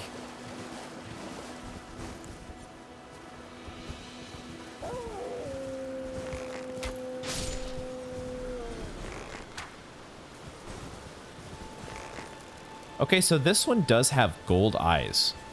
Do we get anything different from killing you? Let's see. We get 275. Oh, that's a cool detail. So there are some creatures. We'll have to pay attention if there are other creatures besides wolves to which this applies. But we are definitely seeing a case where there is a wolf that gives a lot more runes than the others.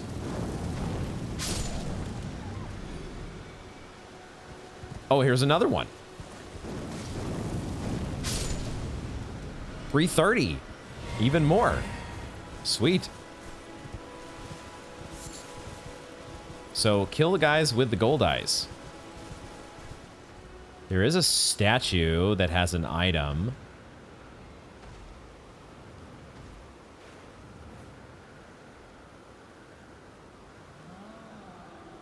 I want to take a closer look at that. Let's take out the, this dude first.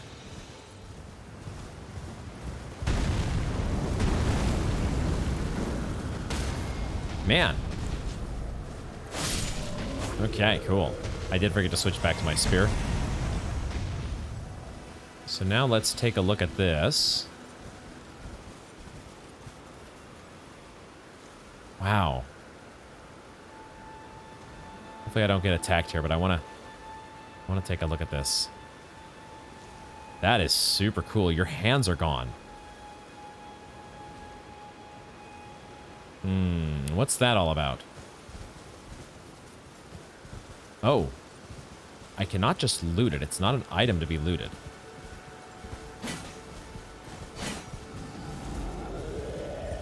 Can I get you to break it? Is that what I need to do here? I need to get... It's in the middle of the Stone Digger Trolls because I need to get them to break it? That is cool.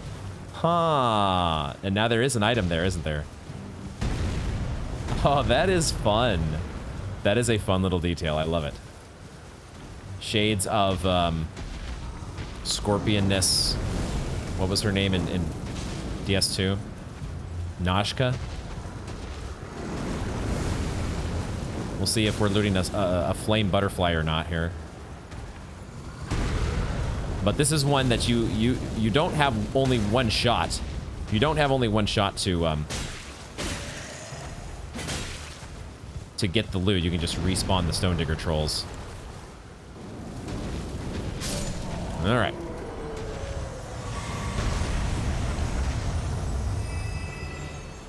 Okay, let's see what we have.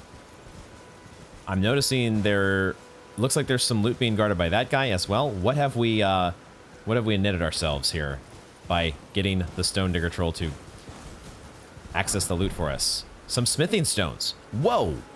5 smithing stones, level 1, and a level 2. Holy shit. Nice pickup. Okay, I think I might just grab the loot and run here.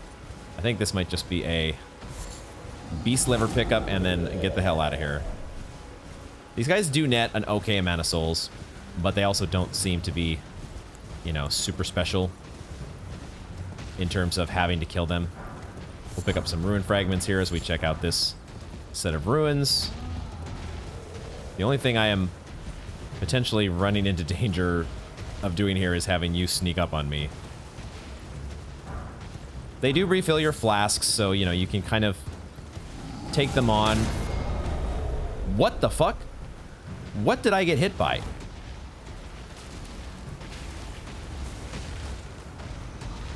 Okay, I have 2 of these guys on my trail now. This is not a good situation. We need to get the hell out of here. Did one of them hit me? They did have some sort of... Oh, he's blowing. That's the first time I've seen that move where he's creating... He was able to knock me off my horse because I got hit by his sonic shockwave, his gust of air. That was a cool trick.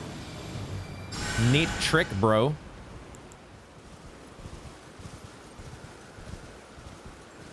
Ooh. So now it's interesting to think about when we do see this monument icon. I see. So there's a... The monument icon is not, now that we know that it has nothing to do with whether there's like a cave nearby or something, it has everything to do with whether you can summon or you're allowed to summon ashes to help you fight. So now we can be aware of when we see that, there's most likely, I don't know, a group of enemies where summoning would be worthwhile, worth your time. I do see a piece of loot up there on that ruin. So this is a place that we want to This is an encampment that we want to check out here as well. And it appears to be on the road, the road here that leads out of Limgrave. So, but also connects back to the Stormhill shack. So let's check. Actually, maybe we'll go here first. This might be a good thing to make our way in here. I don't know that I'm going to be needing to summon any ashes, but I am going to try. Ooh, I see a dude here that is one of the big shield guys. Would love to get the drop on him, assuming that there's nobody else that's going to get in my way. And I also remembered there are bells on the ground sometimes. So can I get the drop on you? They're dogs, fuck. Okay. So now we need to... I did not realize there were dogs. He's almost dead, actually.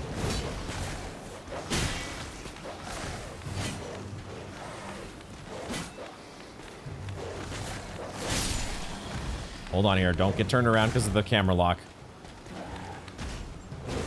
We do have jump attacks. This is another thing that I am still working into my calculus, is jump attacks. I don't know if they're going to be useful against you. Ooh, that was a cool trick. I should have just attacked you, though, when you did that. He does do guard counters, doesn't he? He's definitely doing guard counters. He also has a sword.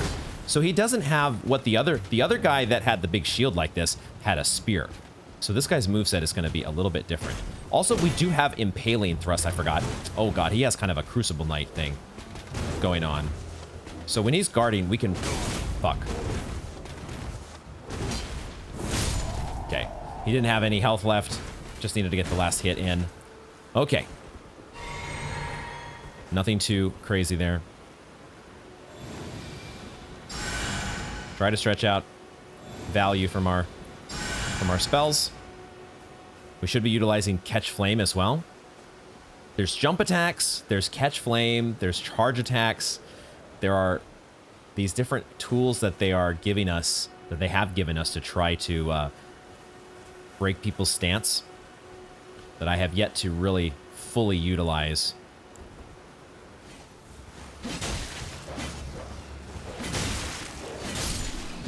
And that's it. There we go. Cool. All right, enemy horde dealt with, and now we can see what's in the chest, find out if it's a booby trap. Ready to roll away at a moment's notice. Beast Crest Heater Shield. Oh, shit. Okay. Did we get, hopefully, an upgrade to... Well, I don't know if it's an upgrade to this shield. It's an upgrade to the Heater Shield, it looks like. Same weight. And it does have slightly better damage negation. I guess it's ever so slightly less holy damage negation. Okay. Does give you the ability to parry. So if we want to be working on our parry skills, we do have a better option there. Let's check the text. A medium-sized metal shield, easier to handle than a kite shield, features a beast as its crest, serving to remind warriors not to succumb to the arousal of battle. Never. Good reminder. Fight with passion, but become not its prisoner. Is this the no-fap heater shield? Good to know.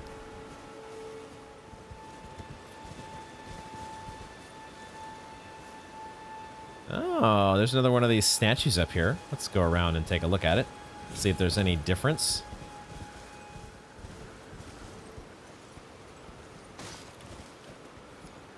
Examine.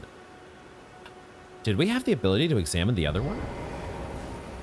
And I completely missed it? Guide and gatekeeper for those returning to the roots. Oh, what?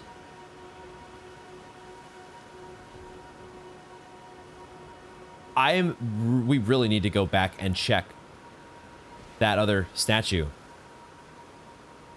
Is this pointing me in the direction of a cave? I wonder if that's all that it's doing. That is noted on the map here, isn't it? Hold on, let me back back away so I'm not overlapping on the map. But let's take a look at that. Oh, I think it's pointing out the presence of a cave. That's my guess. And my guess is that if we go back here and we activate this one, I totally didn't see an examine option. We could go do that. Let me make a note of it here. Let's put a beacon. I think it's here. We'll go check that out. But that's cool. I'm guessing the one that we didn't activate before is just going to point us to like the Stormfoot Catacombs. And the text here where it talked about returning to the roots, isn't that what we always get at the end of a catacombs? We get to like the roots and the corpses that are piled next to the roots. We'll see if that pans out. Let's also go.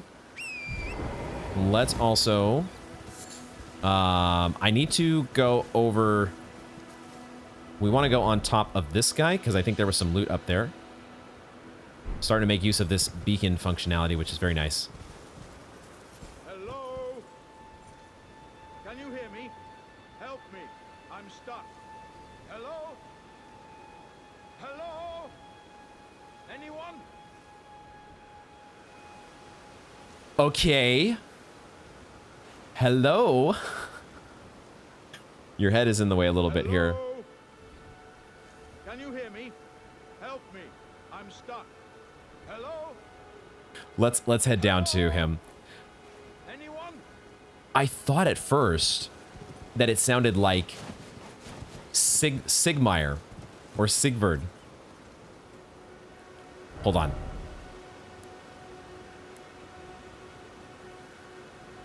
Oh yeah, I put a beacon over here. I was like, what beacon am I seeing on my screen? That shows from so far away. That's really cool.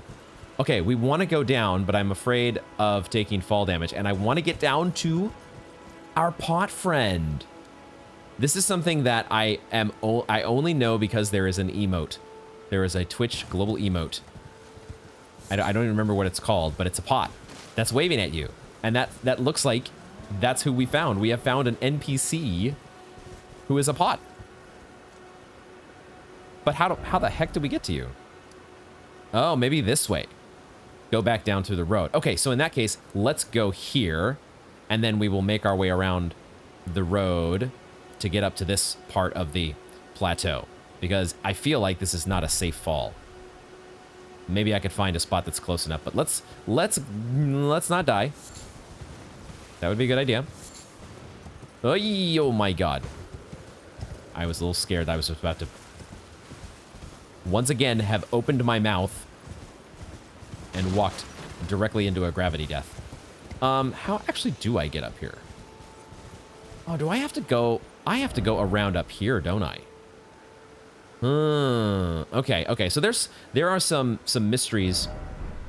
Not mysteries, but like we have to employ some unless I can actually, is there a way I can actually cleverly double jump my way on top of here?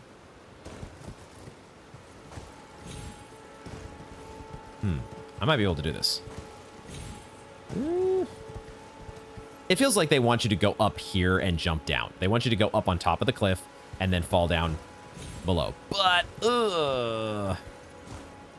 I don't think we can make it this way. Okay. So we will leave our beacon there. That's what the beacons are for. The beacons are there to bring you back around. What is this? It's just a skull. Okay. It looked like it had a brighter glow than one of the normal skulls for some reason. Let's make our way around here to Pot Friend. Oh, here we go. Here we go. Hello? Hello. Can you hear me? Help me. I'm stuck. Hello? Dude, Hello? is... Anyone? I'm here. I'm just taking a moment to look at... Is this a seal? This feels like a seal that you would, you know, stamp a letter with, I'm stuck. or a royal decree. Hello? All right, let's talk to our friend. Can we My help you out? stars. I'm so happy to see you. I am Alexander, Alexander. The Iron Fist. And as You? you can see, I'm stuck here. The Iron Fist? Please, can you help me out of this? Of course, I think. Thanks. 1,000 thanks. Just give me a good smack from the rear with something nice and big. And I'll pop clean out, I'm sure. Don't dally. No, there's no need to fret. I'm very well trained. Give it your all, I say. Hey, you know, whatever you're into, I'm not gonna judge. Are you gonna be okay if I just like hit you with the spear?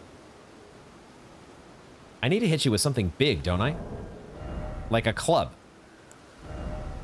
This may not matter. But we gotta use a club, right? We might need to use a bigger club. Let's, two-hand.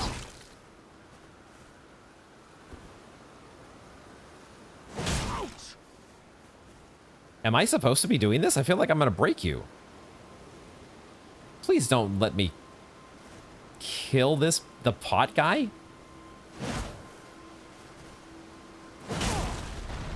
Oh, God. I was a little worried I was gonna kill you. Triumphant Delight! We got a new emote. As much as I love Jump for Joy, I wonder if we found a replacement? Oh, is this the one from... Okay, that is a new one, I think.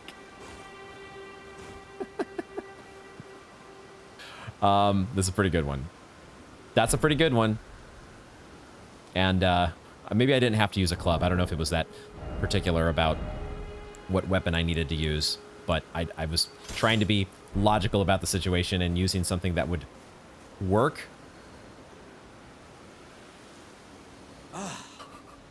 Well played, good sir. Well Pot friend. played. Oh, that mighty wallop of yours almost spelled the end of me. That's what I was worried of.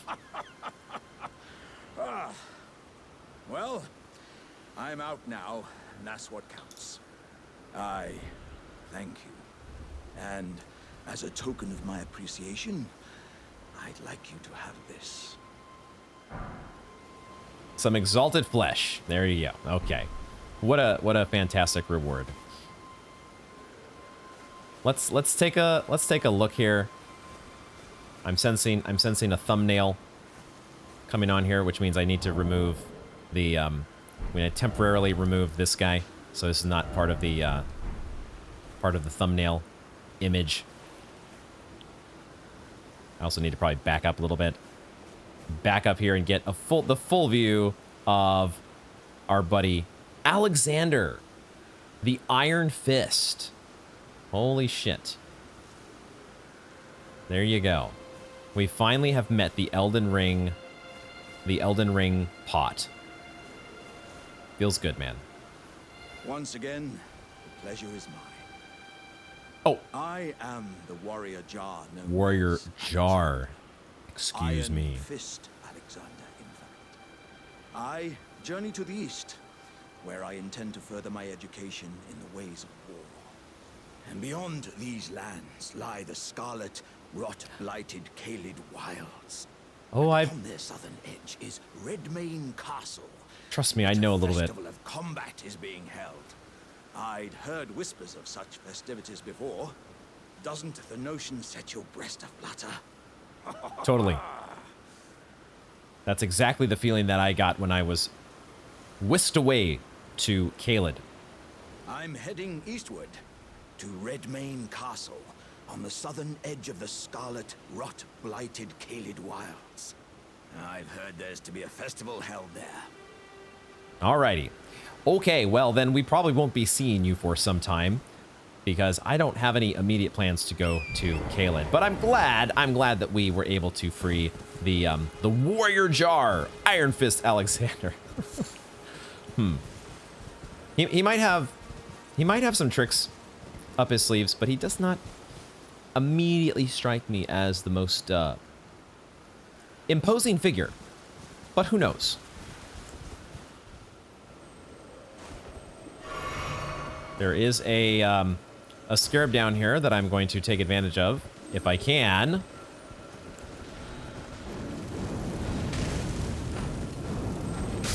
Okay. Does it give me both? It's only the crimson flasks. Okay. That looks like the Mad Pumpkinhead that we faced. Is that his cousin? And I am also seeing a Site of Grace here. So let's get that, shall we? Yeah. Site of Grace. Get. It's been a while since we found the new Site of Grace, so I'm happy to have that. We are not going to take you on just yet. We will be leveling up first and doing other. Kind of want to finish the exploration in the areas up here in the plateau. So let's do that. See what else we can find. Ooh, sunflowers. Nice. And an owl. Now that owl, even though it has golden eyes, does not reward a whole bunch more souls. So that doesn't necessarily follow the rule. However, it looks like we have found another shack. We've definitely found another Site of Grace, and it kind of feels like the shack where we found Aurelia. But there's our second Site of Grace right back to back. Holy shit. Okay, so what do we have here? We have the War Master's shack. Ooh, War Master's shack. Let's see if there is an NPC here. This is the Saint's Bridge. Okay. There is indeed. You definitely, you have quite the suit of armor here. Let's take a look at you. And look at this sword. That is a Zweihander if I ever saw one. Some very square toe boots you've got. Sick armor though. All right, tell me your story, good sir. Not seen you before. Name's Bernahl. Bernahl. Tarnished, just like you. Let me ask you something. Are you here in the lands between to take up the fight? Does your faith in the guidance of grace hold firm, despite the collapse of the Golden Order? I think since we are going a faith build, we have to say my faith holds firm. We are legally and spiritually required to do so. Yes, you're a Tarnished through and through. Takes me back. But that's a quality needed now more than ever. Any interest in bearing the torch of my battle arts? All I know is the sword. Picked up a fair few tricks in my time, too. Now's the time to pass them on. To a good and proper Tarnished, like you. Cool. Knight Bernahl. Learn skills. He just straight up sells Ashes of War. Sweet. I'm going to quickly look through the affinities here. Heavy, heavy, heavy, heavy, keen. No skill. Oh. Usable on shields and torches. You could take the skill off of a torch so that it allows you to use your weapon skill. Interesting. Parry. You can just give parry to pretty much anything. Okay. Quality, keen, keen. Okay, so there's no like faith-oriented. That's kind of what I have my eyes out for. I'm hoping to find a faith-oriented infusion because we have seen magic, right? Gravitas. All right, so we have stamp, upward cut. Let's go through some of these descriptions here, see if there's anything interesting. Brace armament and step into a low stance that prevents recoil from most enemy attacks. That's cool. Follow up with a strong attack for an upward strike. We've seen some enemies use this move against us. I think Crucible Knight had this. There is a kick. Ash of War. We could add a kick to one of our weapons. Huh.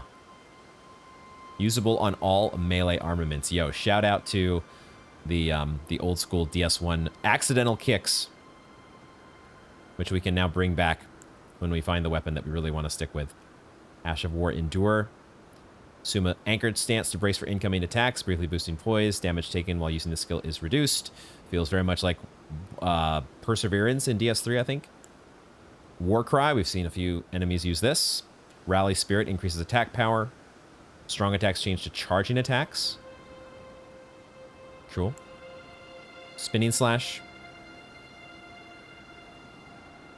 Also one I think that Crucible Knight used against us. We've seen Impaling Thrust on the Spear. Quick Step. This does the at least the artwork looks like what Quick Step was in DS3. I have not tried it here yet. It didn't seem super useful in DS3, but you only had it on like daggers. And daggers are always kind of weak, I guess. So maybe this might work on putting this on like a longsword or something. I don't know. Stormblade. Lost skill of Stormveil. Surround armament with shearing storm winds that can be fired forward. Can be fired in rapid succession. Usable on swords, colossal weapons, and twin blades accepted. Cool. Some nice options there. Some standard ones and then some gnarly ones. Let's talk with Bernahl. See what else he's got to say. There's a myriad of battle arts in these lands that I've yet to discover. Mementos of all the warriors who raised their arms in battle, lost and died. A fine tale, all told of true chivalric romance. That's how I fell in love with the sword and the arts of combat. It grants meaning even to falling in battle, to death itself. Cool. Good stuff. Floating your boat, eh? Not yet. Well, there's no rush. Exactly. Knowledge of the arts can wait another day. I presume you're not going anywhere. Although, I don't know, you might go back to the hold. But the fact that this is called the War Master's Shack, I have a feeling you're going to be sticking around. So that's cool. Good discovery. What else do we have around here that I want to explore? I still want to get this. I still want to... I think we need to go around here and up. So maybe we can explore like this wooded area and then make our way up here and drop down here. Hello. Hello. You all are just a whole bunch of fun. Dropping in out of the sky. I've seen this trick before though. I'm onto you. I'm not scared. Of course, a fireball hitting a tree totally doesn't roast the tree. One little detail that, as cool as the interactive, destructible environments are, we don't quite yet have that level of interactability. I need to get used to using my using a flask before the enemy group is done for, so I can get that sweet value. What is going on here with this this glowworm? I can't lock onto it, but I can't attack it. I don't know why. I think its item actually fell through the map. That ever precious rune fragment that I'm never gonna get now. Time to reroll. Fresh file. That is catch flame. Hey, splash damage. You'll love to see it.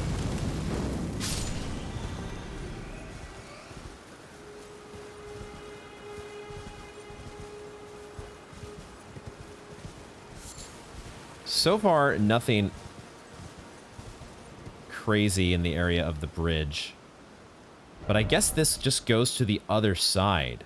And there is an NPC on the map here, Finger Reader Crone. Oh, there are more bats.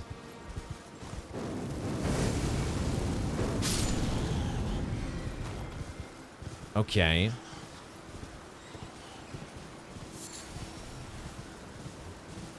Maybe we can check in the vicinity of the Finger Reader Crone quickly and see if there's like a site of grace over here.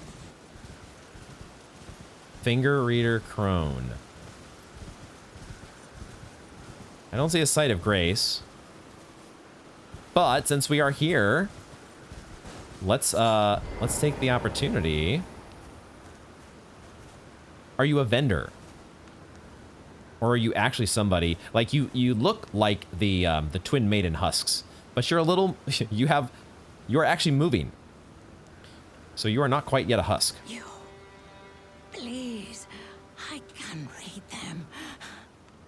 Your fingers, please, your fingers. Show hands. Well, there's worse requests that have been made over the internet. Oh, bless you.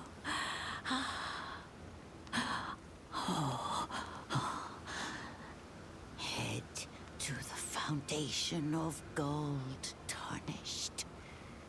Traverse Rea Lucaria, glintstone eventide, and reunite the half crescents at the grand lift. Oh, but the bridge is collapsed and cannot be crossed. Only, why should that matter? Stormvale Castle still stands tall.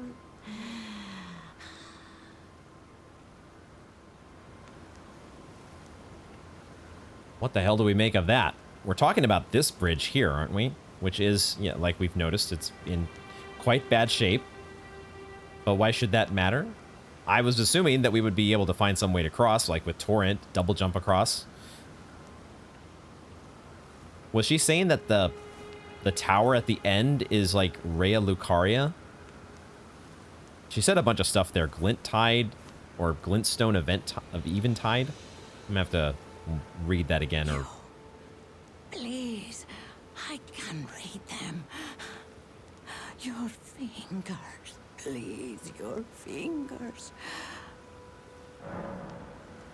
she's probably gonna say the same thing. Bless you.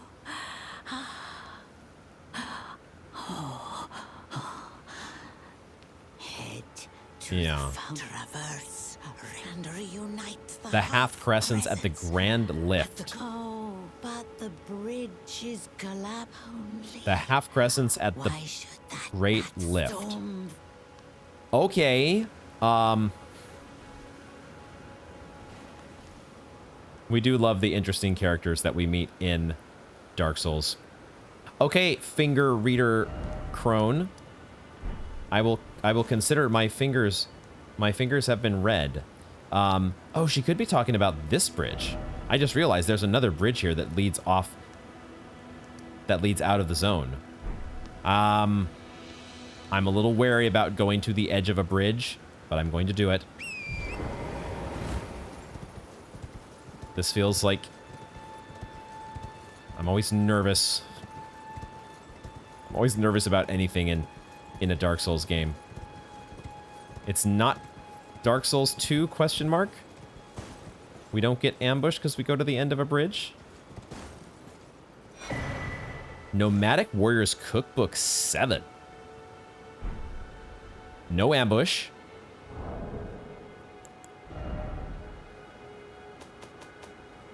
Expands crafting repertoire. I figured as much. We can now craft soft cotton, stanching boluses, and rainbow stone arrows. Rainbow stone arrows? Contains knowledge for surviving in the face of utter scarcity. Can we go to the item crafting here and see if we have... Where are these at here? Rainbow stone arrows. Oh, that's what we can use. We can use rune fragments on actual rainbow stones, but we can also use them on the arrows here, provided we have beast bones. Only does 25 physical damage, but it is an arrow whittled from animal bones tipped with chips of rainbow stone. Colored light shines at the point of impact. Might be useful in some regard. Soft cotton. Soft but sturdy cotton formed from splitting open roa fruit in a particular manner. Attaching this cotton to the bottom of one's feet allows for a temporary reduction in fall damage and sound. Oh. It also reduces the sound of one's footsteps. Did that not just repeat itself? Oh, it's talking about the sound from a fall. And it also reduces footstep sounds. If you must court danger, at the very least, tread lightly. It does take smoldering butterflies. That's unfortunate. Because I was about, if this only took roa fruit, I was just about to craft like a shit ton of these. Does take smoldering butterflies, though. I kind of want these on hand. I want at least some of these on hand. We'll get 5 of these for now. What was the other thing we get? Scriptstone we've had before. What was the other thing? Stanching boluses. So we can make these now. And they are made via land octopus ovaries. Cool. Sure. Make 5 of those. Cool. Okay. Sweet. Okay, for now, let's go to the Saints Bridge. We're going to level up, and then we're going to take on the Pumpkinhead over here. And see what he's all about. I want to pop some souls. Just one of them, actually. And I think we'll level up. We need to start leveling Faith. So I don't feel as bad about that. Man, I have 60 of these. I really should just like be busting these open and buying a bunch of shit from shops and everything. Maybe I will consider that off camera. But for now, we will level up another point in Faith. Cool. Everything being leveled relatively evenly. That's fine. We will min-max that build later on when we find a way to respec our points. Hopefully. For now, let's get our shield out. And we can actually use Torrent in this fight, right? Maybe. Let's see what we're up against here. This guy is actually not a boss. He's just a guy. He's not even attacking us. He's just like, put me out of my misery as I slam my head endlessly into the ground. I mean, sure. Sure. Sanctuary Stone. Cool. I was thinking that that was going to be like a little mini boss, but apparently not.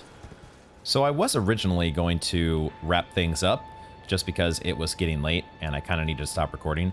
But I think it makes more sense for us to keep going because we don't really have, outside of Castle Stormvale at least, it doesn't feel like there's that much more to the zone.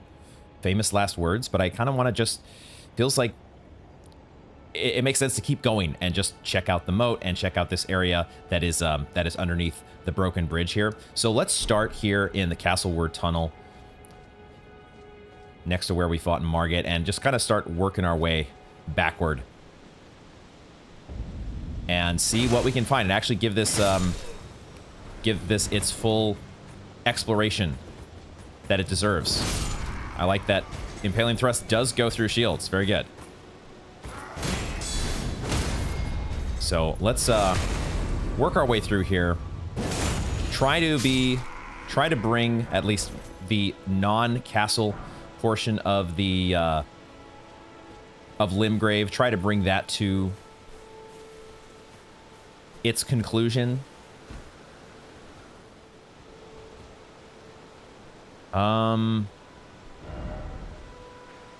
Okay, that's way down there. I'm assuming that we should be able to go around here to the moat, but maybe not. Maybe the moat is actually on a... Maybe the moat is above us. I might need to go back to where we fought in Margate and take a look.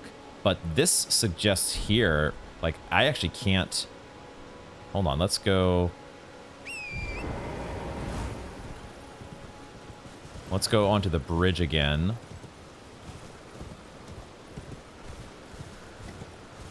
Go out here. Try to take a look. It's always so stormy. I think that is the case. Like if I put a beacon right here, I guess it's in this direction according to my compass, but I cannot see it. Whatever that's worth. So I can't, we don't even have the moat really to explore. It is not actually something, it looked like on the map that we could like make our way around here, but I think this is actually in an elevated position. So that's off limits for now.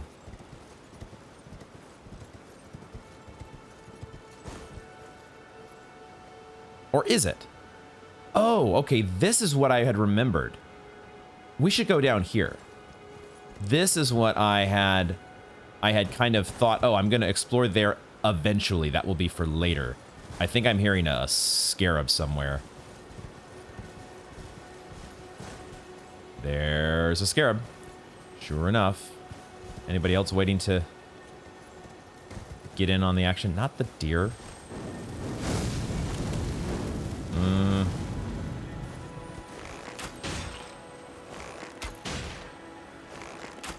Shit. They're very generous, at least, with these Ash of War scarabs, that they don't disappear. I don't even know if they actually do disappear. Have I seen one disappear yet? I've been kind of assuming that they disappear just like you would have in Dark Souls. Let's check out our new Ash of War. And we can sort by order of acquisition. And we get the Storm Wall. Usable on small and medium shields. Grants affinities and skills to an armament. That's just that says that on every single one. What does it really do here? Grants no affinity to an armament, but imparts the following skill. Swing the shield to create a wall of storm. Sorry, a wall of storm winds in front of you, deflecting arrows and other such physical projectiles. Can also be used in the same way as a regular parry. Huh? What? That sounds amazing. Can also be used as a regular parry. So is it even... like if you gave this to a shield, like the heater shield that just parries, is this not a strict upgrade? I really need to start... We've got some really cool Ash of War options now to consider. And I need to start giving some serious thought as to how we want to apply all of those. Because I think it's a very, very cool and compelling aspect to your character customization. Now this... there might be more here still. This looks like it might be a dead end. Okay, so this does not lead around to the moat, which is what I had been thinking originally. What about random stuff dying? Gotta love Dark Souls. What about over here? Where the hell are we? We're still we're still on the Limgrave map. So I actually don't know. Little wary about ambushes.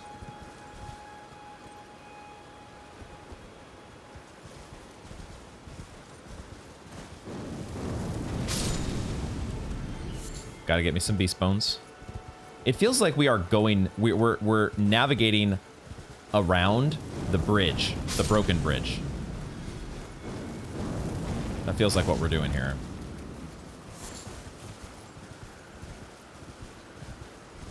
And we're going into a zone that I don't necessarily... Yeah, we're going into the other zone. So we'll follow this just momentarily, because maybe there's a site of grace that we can bank. Or there is... What the hell is that? That is a ginormous... Oh, it's a tree blowing in the wind. LOL. Why did I think that that was like a tail connected to...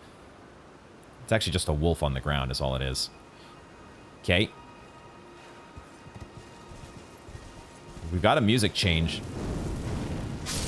So we're going into a new zone here.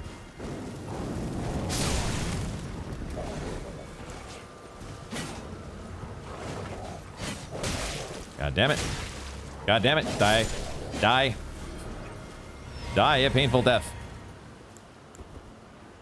We're almost knocking me off my horse. You must pay. Really would love to get a flask upgrade. Undead bone shards, where you be?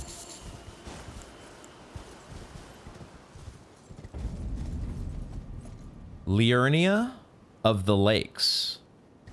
Liurnia. Liurnia. I really was hoping for a site of grace. Wow, the storm just cleared up. Cool. There's another There's actually several towers. I saw this one here in the foreground, and then there's another one that's... Man. Telescope. Telescope time.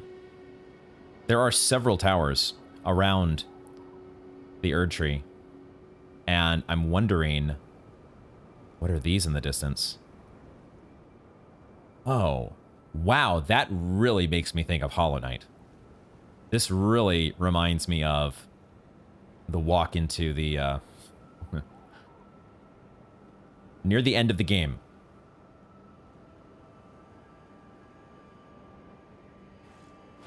Beautiful. Just absolutely gorgeous.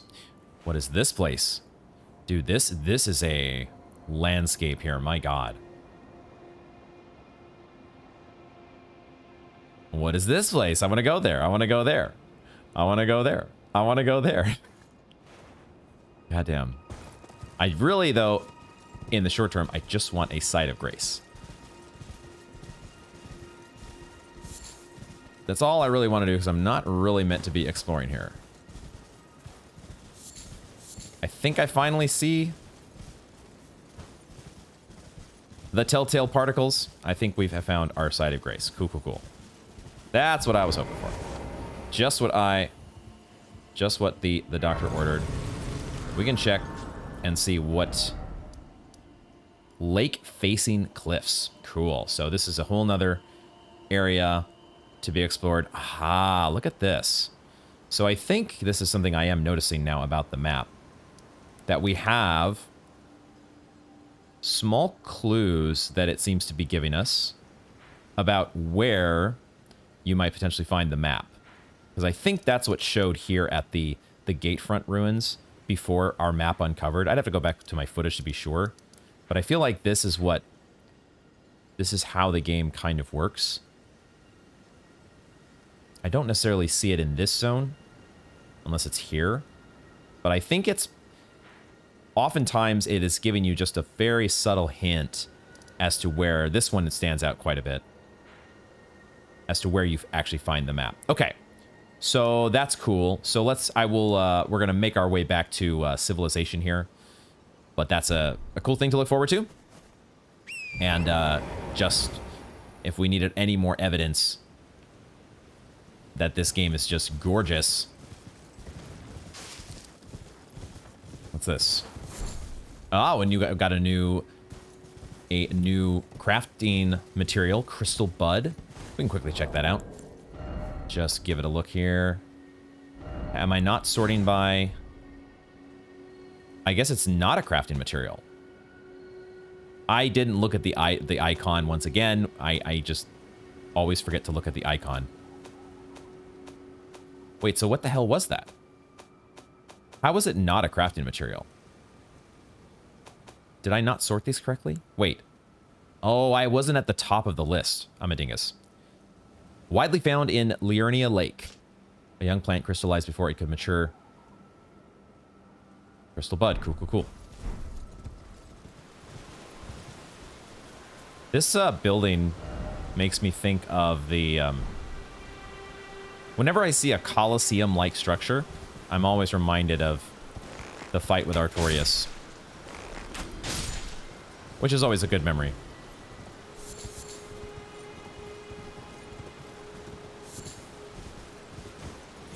Are we going to be able to... There's an item. We are dismounted from our horse. Are we getting invaded? Are we getting invaded? Recusant Henricus. Okay. All right. We got an invasion going on here. Boy, does this guy have the Solaire helmet or what?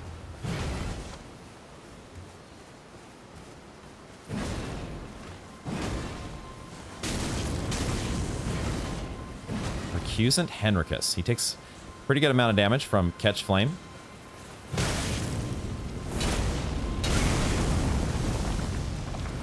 Wait a second. Was that me?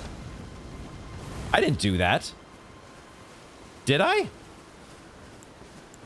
Yeah, let's bait this out so we can get a drink.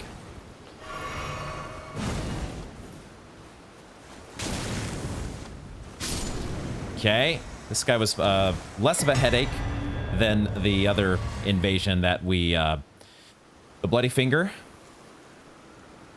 And we get a talisman out of it. Looks like probably a strength-related talisman. Let's check it out. Not too bad, though. We only got like 300 runes from that, so that's not meant to be too tough, and definitely no Crucible Knight. Talismans. Starting to get some rings, some talismans. Enhances stamina reducing attacks against blockers. Ah, gotcha. Depicting a hammer and a knight. Oh, there is a knight there. This one is just a, there's a crossbow. But I didn't see it first. You can see the helm, the openings for the opening for the eyes. Hammers are highly effective against shield-bearing foes, so much so that they are known as Night Killers. Just do the big boy strength build. One of these days, I do want to get back to a strength build, but there's something that is always so appealing about magic. The variety of methods, the variety of things tools that you have at your disposal. We got a competitive multiplayer related item here. Use Duelist's Furled Finger to write a red summon sign. Competitive multiplayer will begin once you have been summoned by a player from another world. You will take the role of an adversary, duelist, and your objective is to defeat the host of fingers who summon you. Not going to be what we are engaged in. Small red effigy, duelist furled finger. We'll check the flavor text here. Sometimes there's little tidbits of lore that you can glean from these. A finger of corpse wax, furled like a hook. Lovely. The bronze adornments are the mark of a duelist. And the small red effigy. I do love looking at the artwork up close on these. Send a competitive summon sign to several summoning pools. So the summoning pools, if we were playing online, I don't know exactly how they would work, but they seem to act as, because the world is so big, because the world is so expansive, it lets your summoning sign come up in more than one place, but only if somebody has activated the pools. So I wonder if that's another way for you to like control when you engage in multiplayer. If you don't want multiplayer to happen in a certain part of Limgrave or whatever other area you're in, you just don't activate the summoning pool. Maybe. Cool. What else we got around here? Need my torch again. I need my torch. So small. So small. So small.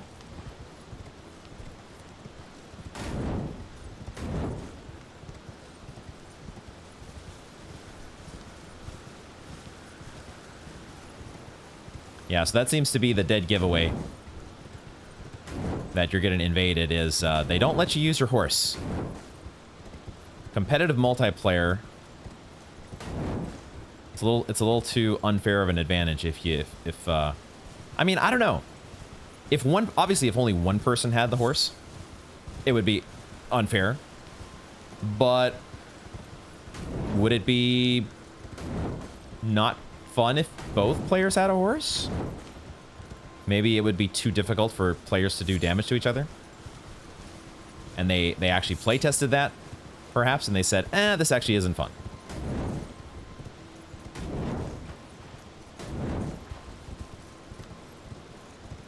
Because in concept, you might think that I'm gonna dismount here. We're gonna take it, play it safe here. I'm two-handing my torch apparently.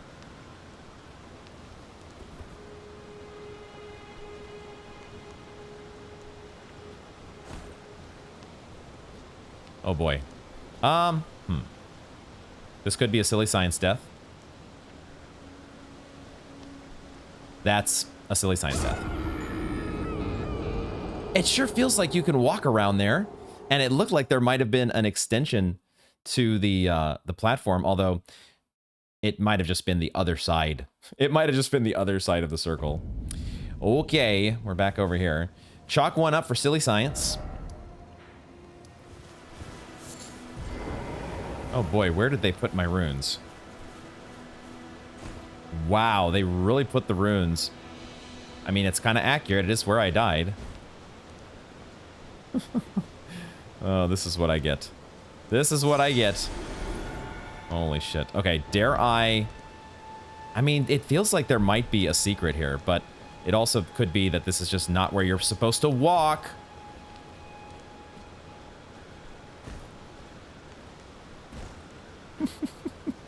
What am I doing? Why do I insist on this? Like, I see there's rock jutting out over there, and it feels like I should be able to get to that. But at the same time,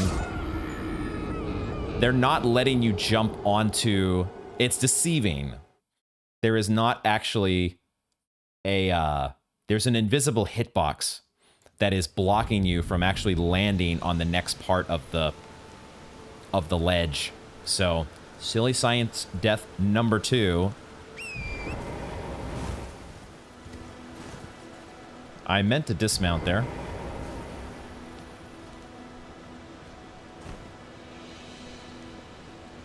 Nerve-wracking. Okay, we are not going to go this way. Let's go around to the other side.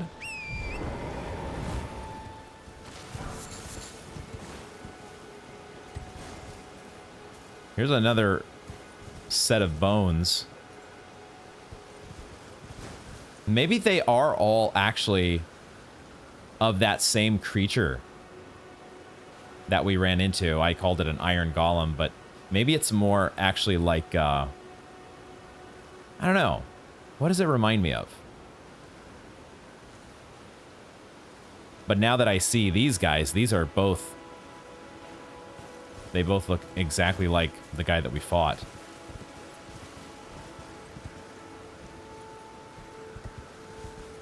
Is there going to be another one that springs to life on us here?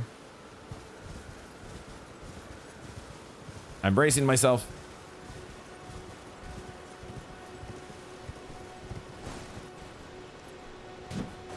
Punch that suswall.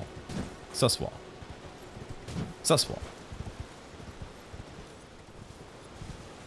Alright, so then on the other side, it actually does not look like...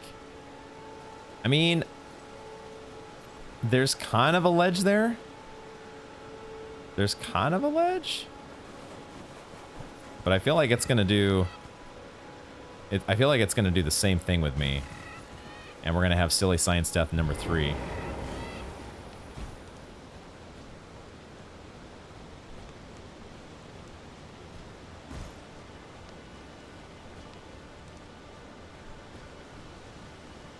Yep. There are invisible walls. That's so cruel because I know their penchant for secrets. You know, I know how there can be that feels like, you know, a prime hiding spot for an item. Well, look at the sun coming through the clouds. That's a really cool visual effect.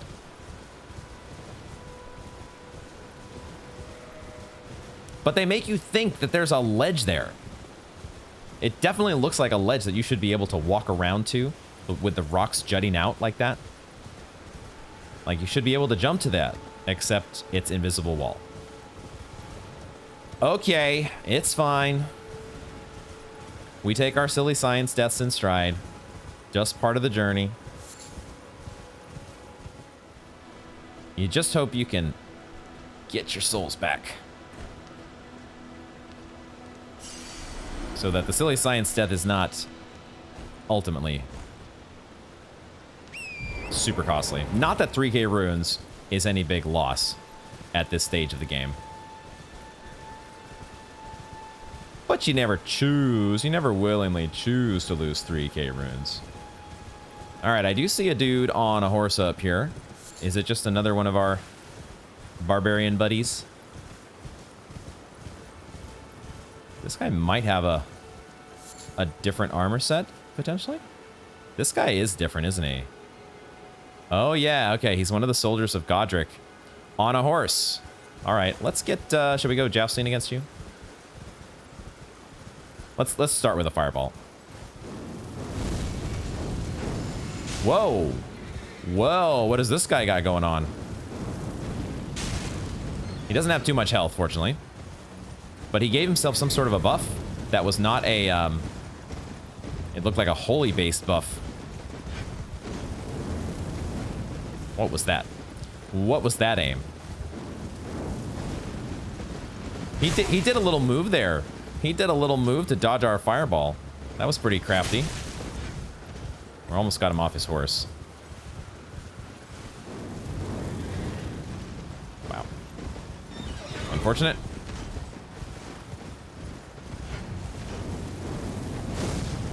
Also unfortunate that when the tree gets in the way.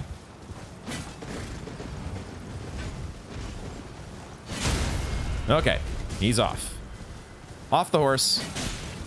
And fair game. Whoa, Ash of War Golden Vow. That looks like what he just did. He cast a Golden Vow. Let's check it out. Is this our first holy oriented Ash of War? It looks like it. The affinity is called Sacred. Grants the armament the Sacred Affinity and the following skill, Golden Vow. Skill passed down from antiquity among the knights of the capital.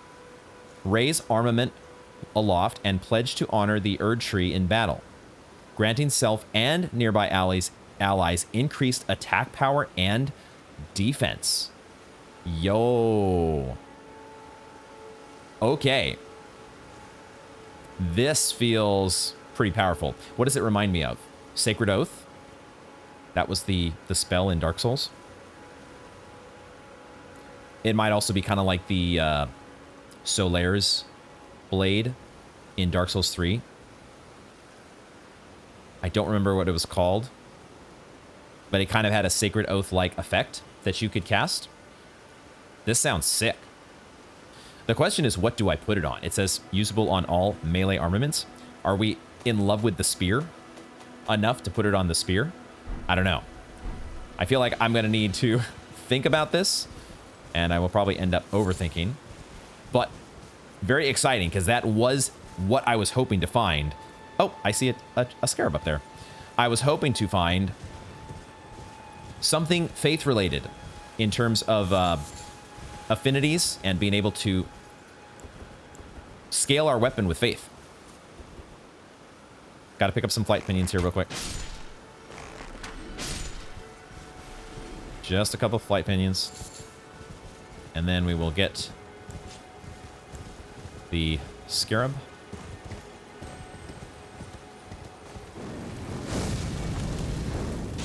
It's nice. Oh! God damn it.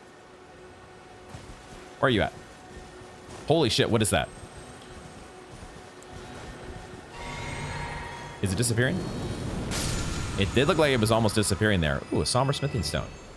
Okay, I see. Wow. Oh, actually, what are these? I thought this was going to be...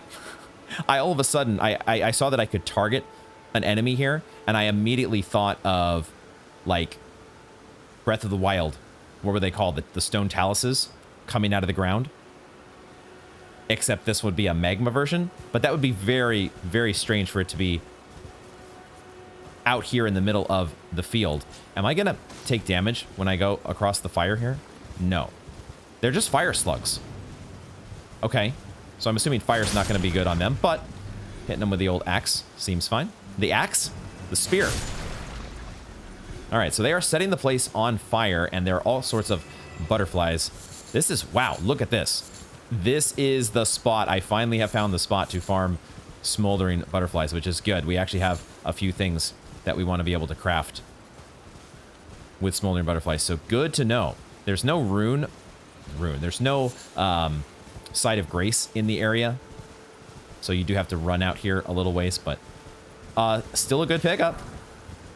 So very, very glad we decided to explore up here. I see one. I've been looking. I've been waiting for another one to pop up, and I do see one down here.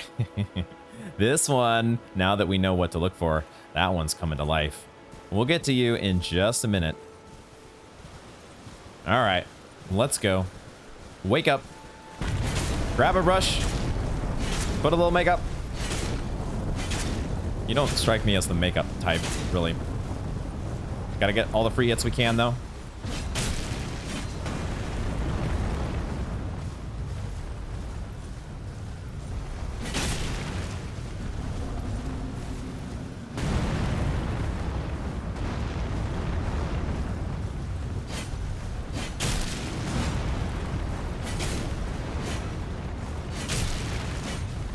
Definitely like a lot of giants in Dark Souls. They're just very, very susceptible to getting underneath them. They're not really the brightest when it comes to dealing with all that.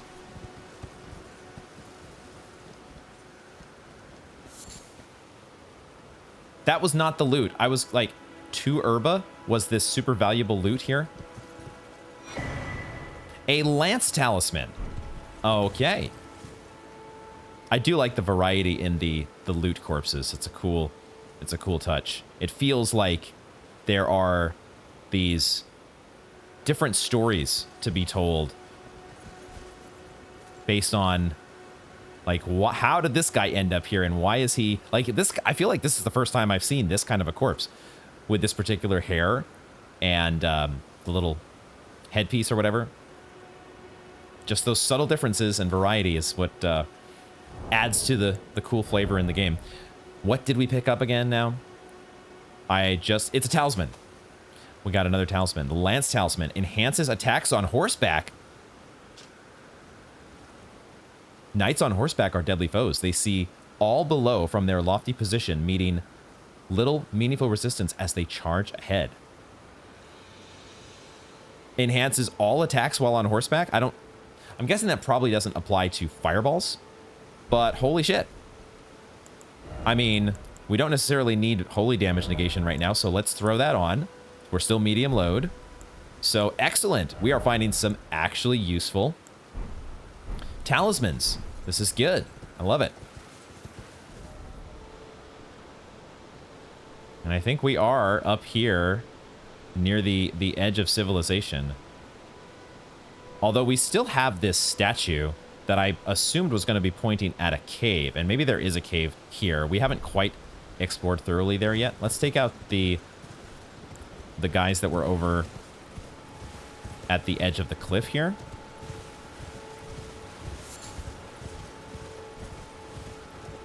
These guys.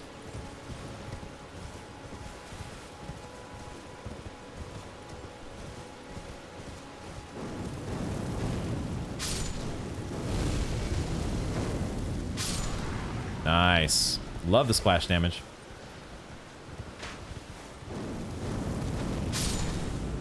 Man, the fireballs are just so much fun. No. Oh my god. That is one thing that I don't love is when the loot just goes sliding ever so slowly off the edge. Alright. So now, let's head over in this direction and see. Was there actually a cave here? I think I see a cave, and I also see a treasure scarab. No. I was going to fireball immediately that person, but what do we have? We have another, or maybe the same guy who we've seen, who only talks telepathically. Unthinkable. Our hallowed resting place is violated. To refuse the Erd Tree's call to return, to live within death, sickening. I can only assume that it's the same guy, but we can't actually get a great look at him here. The fact, though, that this is there's another set of doors here, it feels like this is going to be our 3rd catacombs. Deathtouched Catacombs. Cool. Alrighty. So we have another catacombs to explore here. And I do want to quickly level, I guess. We need 7. It's actually exactly 7. Not item crafting. Not that either. Inventory. Can't pop any of these, can I? I'm not allowed. when we're sitting on that number. What we can do...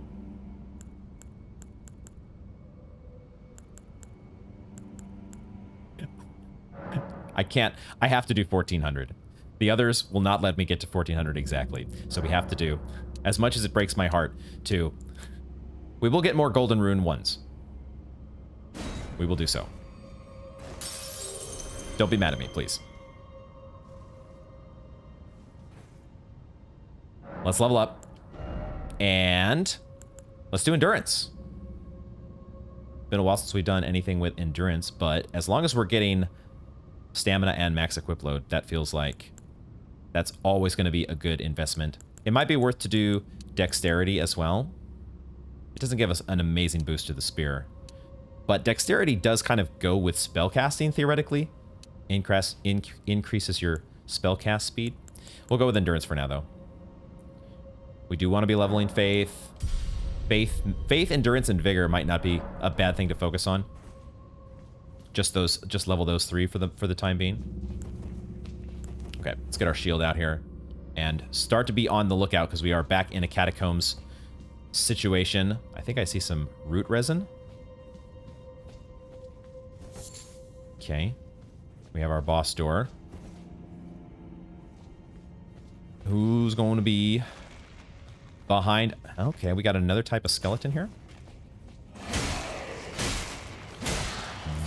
The shield is not very effective against you. Man, does this feel like a DS1 skeleton. And it looks like they work the same way as the other skeletons that were above ground. That felt so much like a DS1 and a DS3 skeleton. Okay, let's try fireballs here and see if those are more effective. Or we can even try catch flame here. This guy doesn't know where he's going. Cool. Fire, much more effective than the spear. Oh, and they do drop human bone shards. We finally are getting some human bone shards, which we had seen in the crafting menu as one of the... I don't remember what we needed it for in order to craft, but... Okay, lots of skeletons here.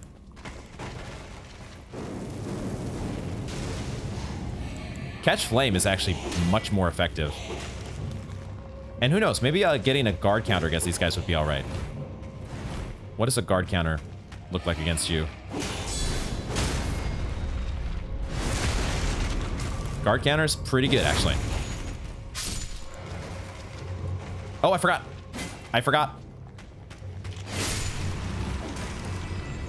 Gotta hit them before they res. Okay, the regular attacks with the spear, not so good. A riposte after a guard counter. Very good.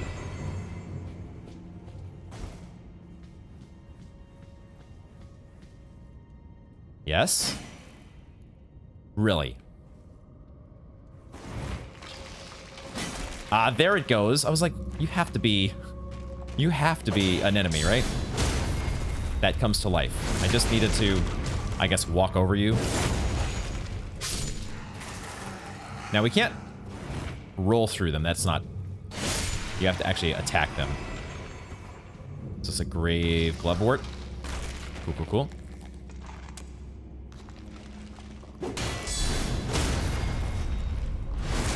The guard counters against the enemies that just kind of hit you with like a single attack and then are done. Oh, I forgot.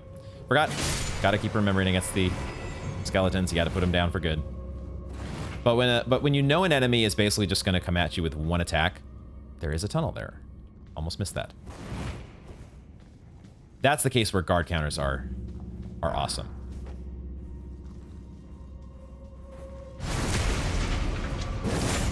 It's enemies that have kind of, you know, when they have a combination of attacks and you're not exactly sure when the opening for the guard counter is, get a little dicey. And maybe where parrying would be a better way to go, or at least to have a tool that you can utilize. Don't love narrow tunnel here.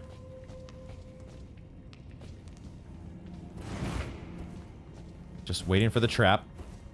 Waiting for the trap to be sprung. There's always a trap to be sprung. Still waiting to find our first sus wall. When will it happen?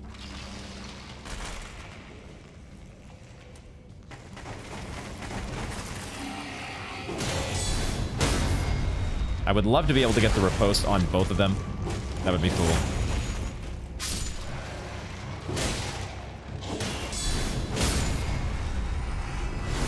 Did I not hit the other guy? I guess I did. Okay. I wasn't sure if I canceled his healing animation, but it looks like it did the trick. So we get a Grave Glovewort and another Grave Violet. We haven't had too many Grave Violets. Those seem pretty rare, and they seem to only be in the Catacombs. But maybe...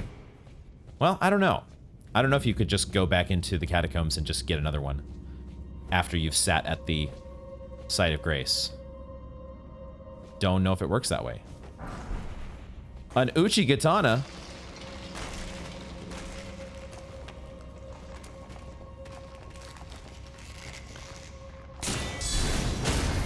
An Uchi Katana, pray tell. What am I going to do with one of those?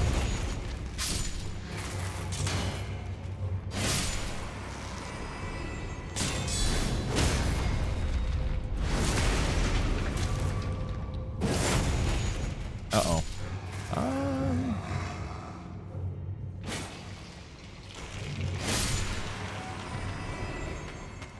Just really didn't want that guy to res. I don't know if it was the smartest thing to drop down here, but seemed like an okay thing to do.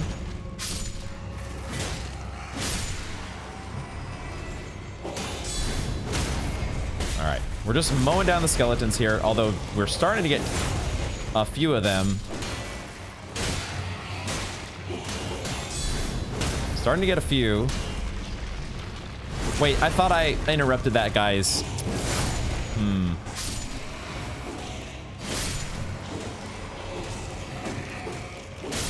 You do have, it seems like, a fair amount of time. You actually have a reasonable amount of time before before they actually res. So you don't have to, like, interrupt their resing immediately. I'm also just trying to stay out of line of sight from the guy pelting me with arrows from above. Okay, we're surviving here. Did you decide to drop down to my level? Wow, that... The pillar got in my way. Got in the way of my guard counter. Rude.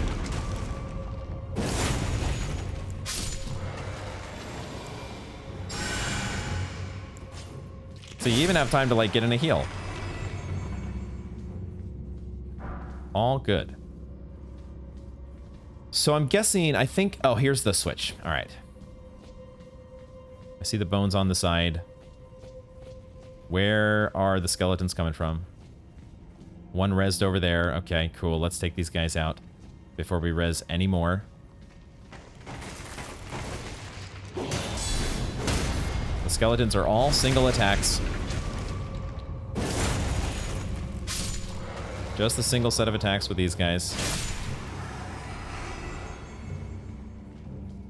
So it's guard counters all the way down. Guard counter for you. Guard counter for you.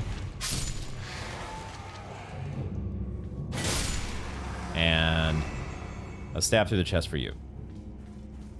All good. Get our Grave Violet. And boss door open. And we also get another Blood Rose, 3 of them. Picking up all kinds of crafting mats. We just need the recipes. Do a quick check around here for sus walls. There would never be that big of a sus wall, would there? None of these really stand out visually as sus walls, but I don't know yet what a sus wall is going to look like in Elden Ring. This one maybe it's a little bit wider than the rest, but it also has like a tree root next to it, and if that was the case in a Chalice dungeon, you basically knew that there was no chance it was going to be a sus wall.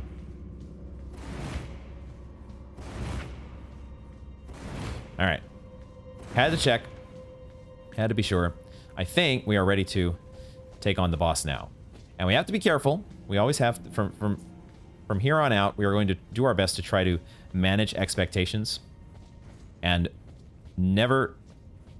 try to never underestimate any boss. Just because it happens to be in another catacombs and we haven't had too much trouble with the catacombs bosses so far. You never know. So let's be ready for another Crucible night here. Or at least mentally prepare. Be mentally prepared for a Crucible night. We're going to try to use some of our catch flame here. And then use our flask. What we got? They do allow us to summon here if we wanted to. In taking on the Black Knife Assassin. Oh, wait a second. This guy... Now this guy... Speaking of the cutscenes, the trailers that we watched earlier, this guy feels like he might have been one of the guys that took out Godwyn.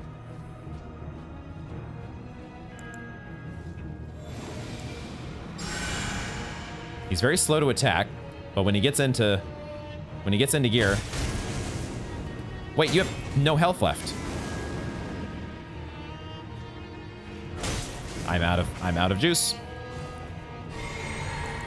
He is so slow to... He is not aggressive at all. I'm gonna go with fireballs here because you're taking your time. But you do have the ability to dodge us. So you might seem slow, but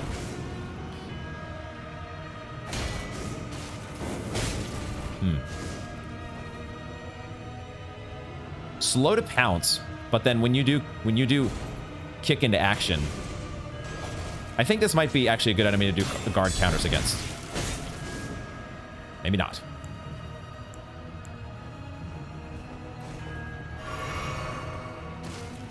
Is there a chest up there?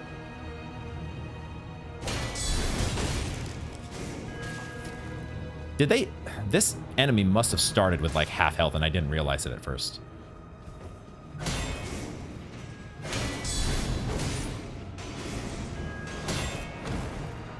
I got knocked the fuck on my ass. I need stamina.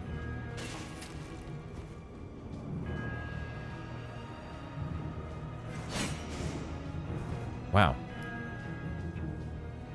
They are so nimble and agile when they want to be. Boy, that was such a delayed... Such a delayed second attack. And you go and you just go with a regular attack without baiting anything out from them. And they will, they'll backstep on you.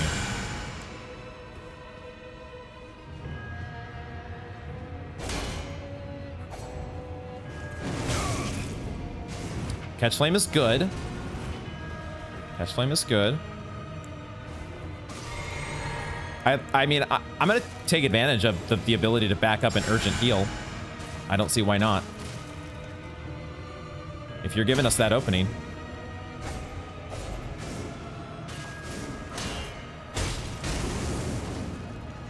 And your attacks are not super hard hitting, so you're just a little quick to dodge. We were too short there. I don't know how we didn't get hit. But you are close to the end. And you are not interrupting us either. We're poising right through your attacks. So there you go. Black Knife Assassin, is that what you were called? Really looks... That character actually looked like one of the assassins that took down Godric. So I might have them confused with the Knights Cavalry. I might be mixing those two things up. Let's see if this Assassin's Crimson Dagger gives us any insights.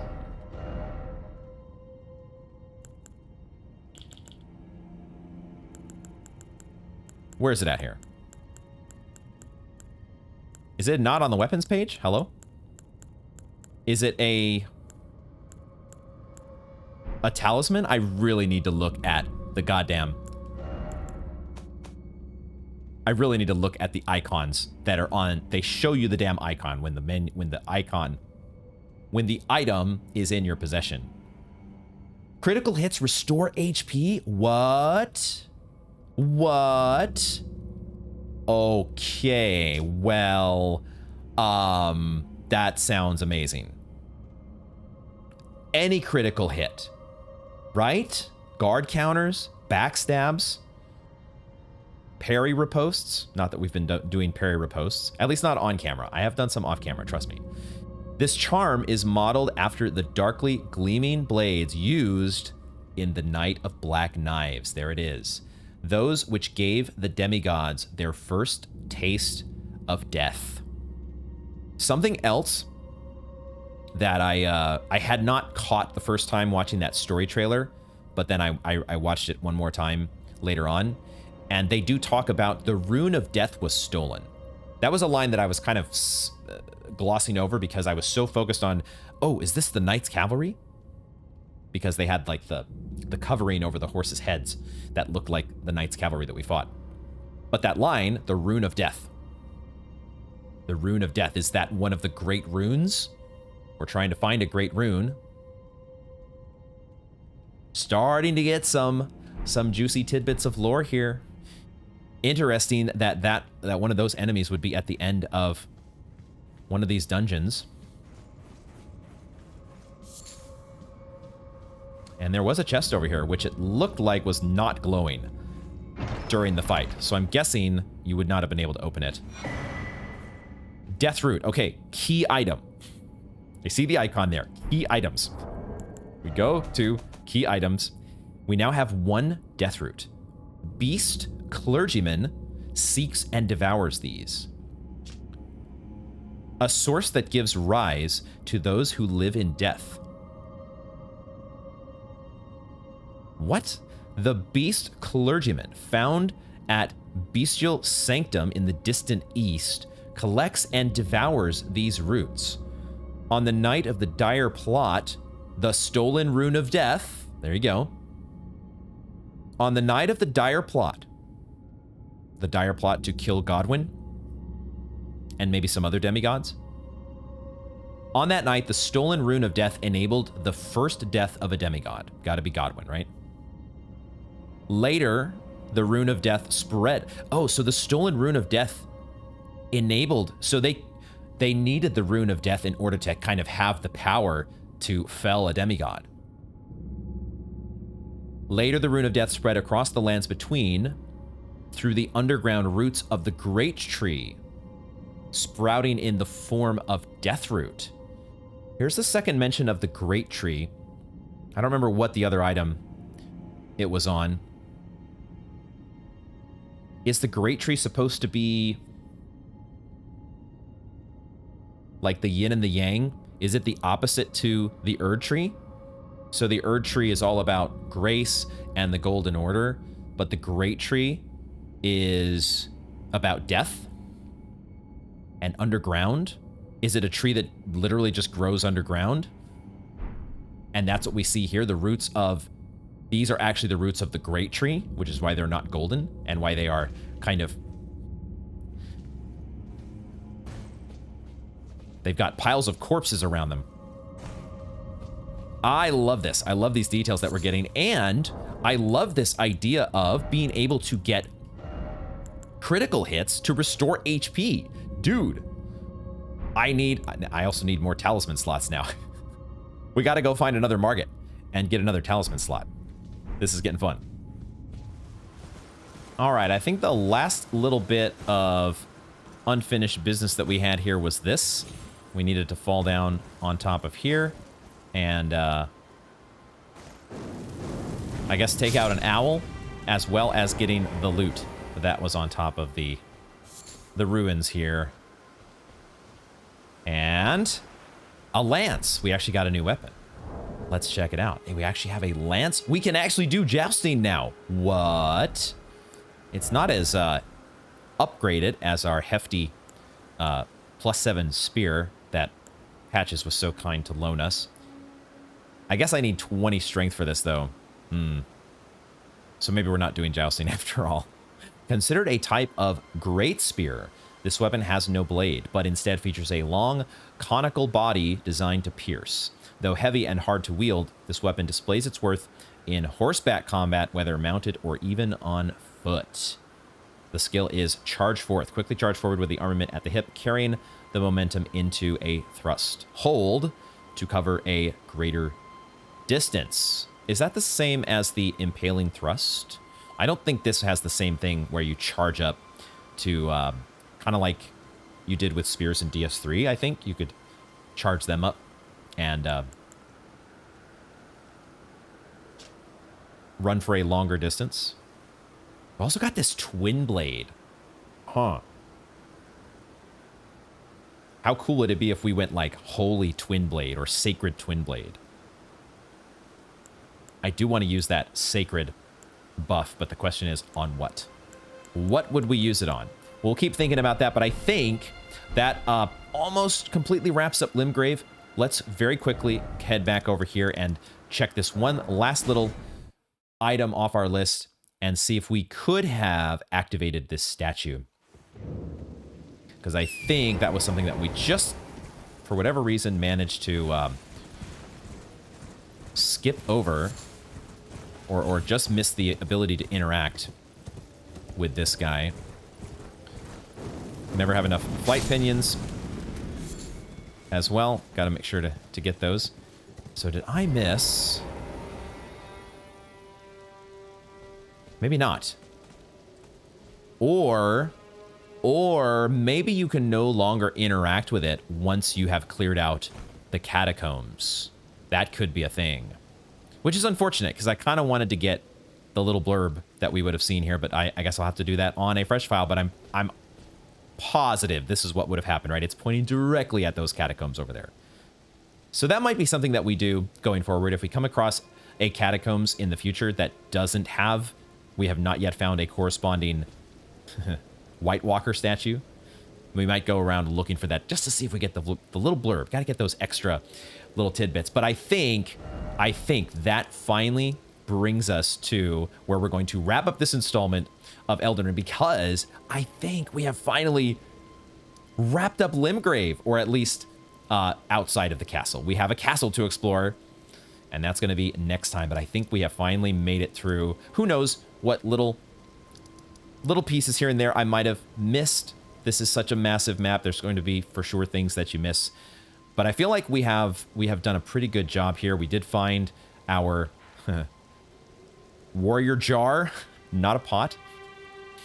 Alexander the Great.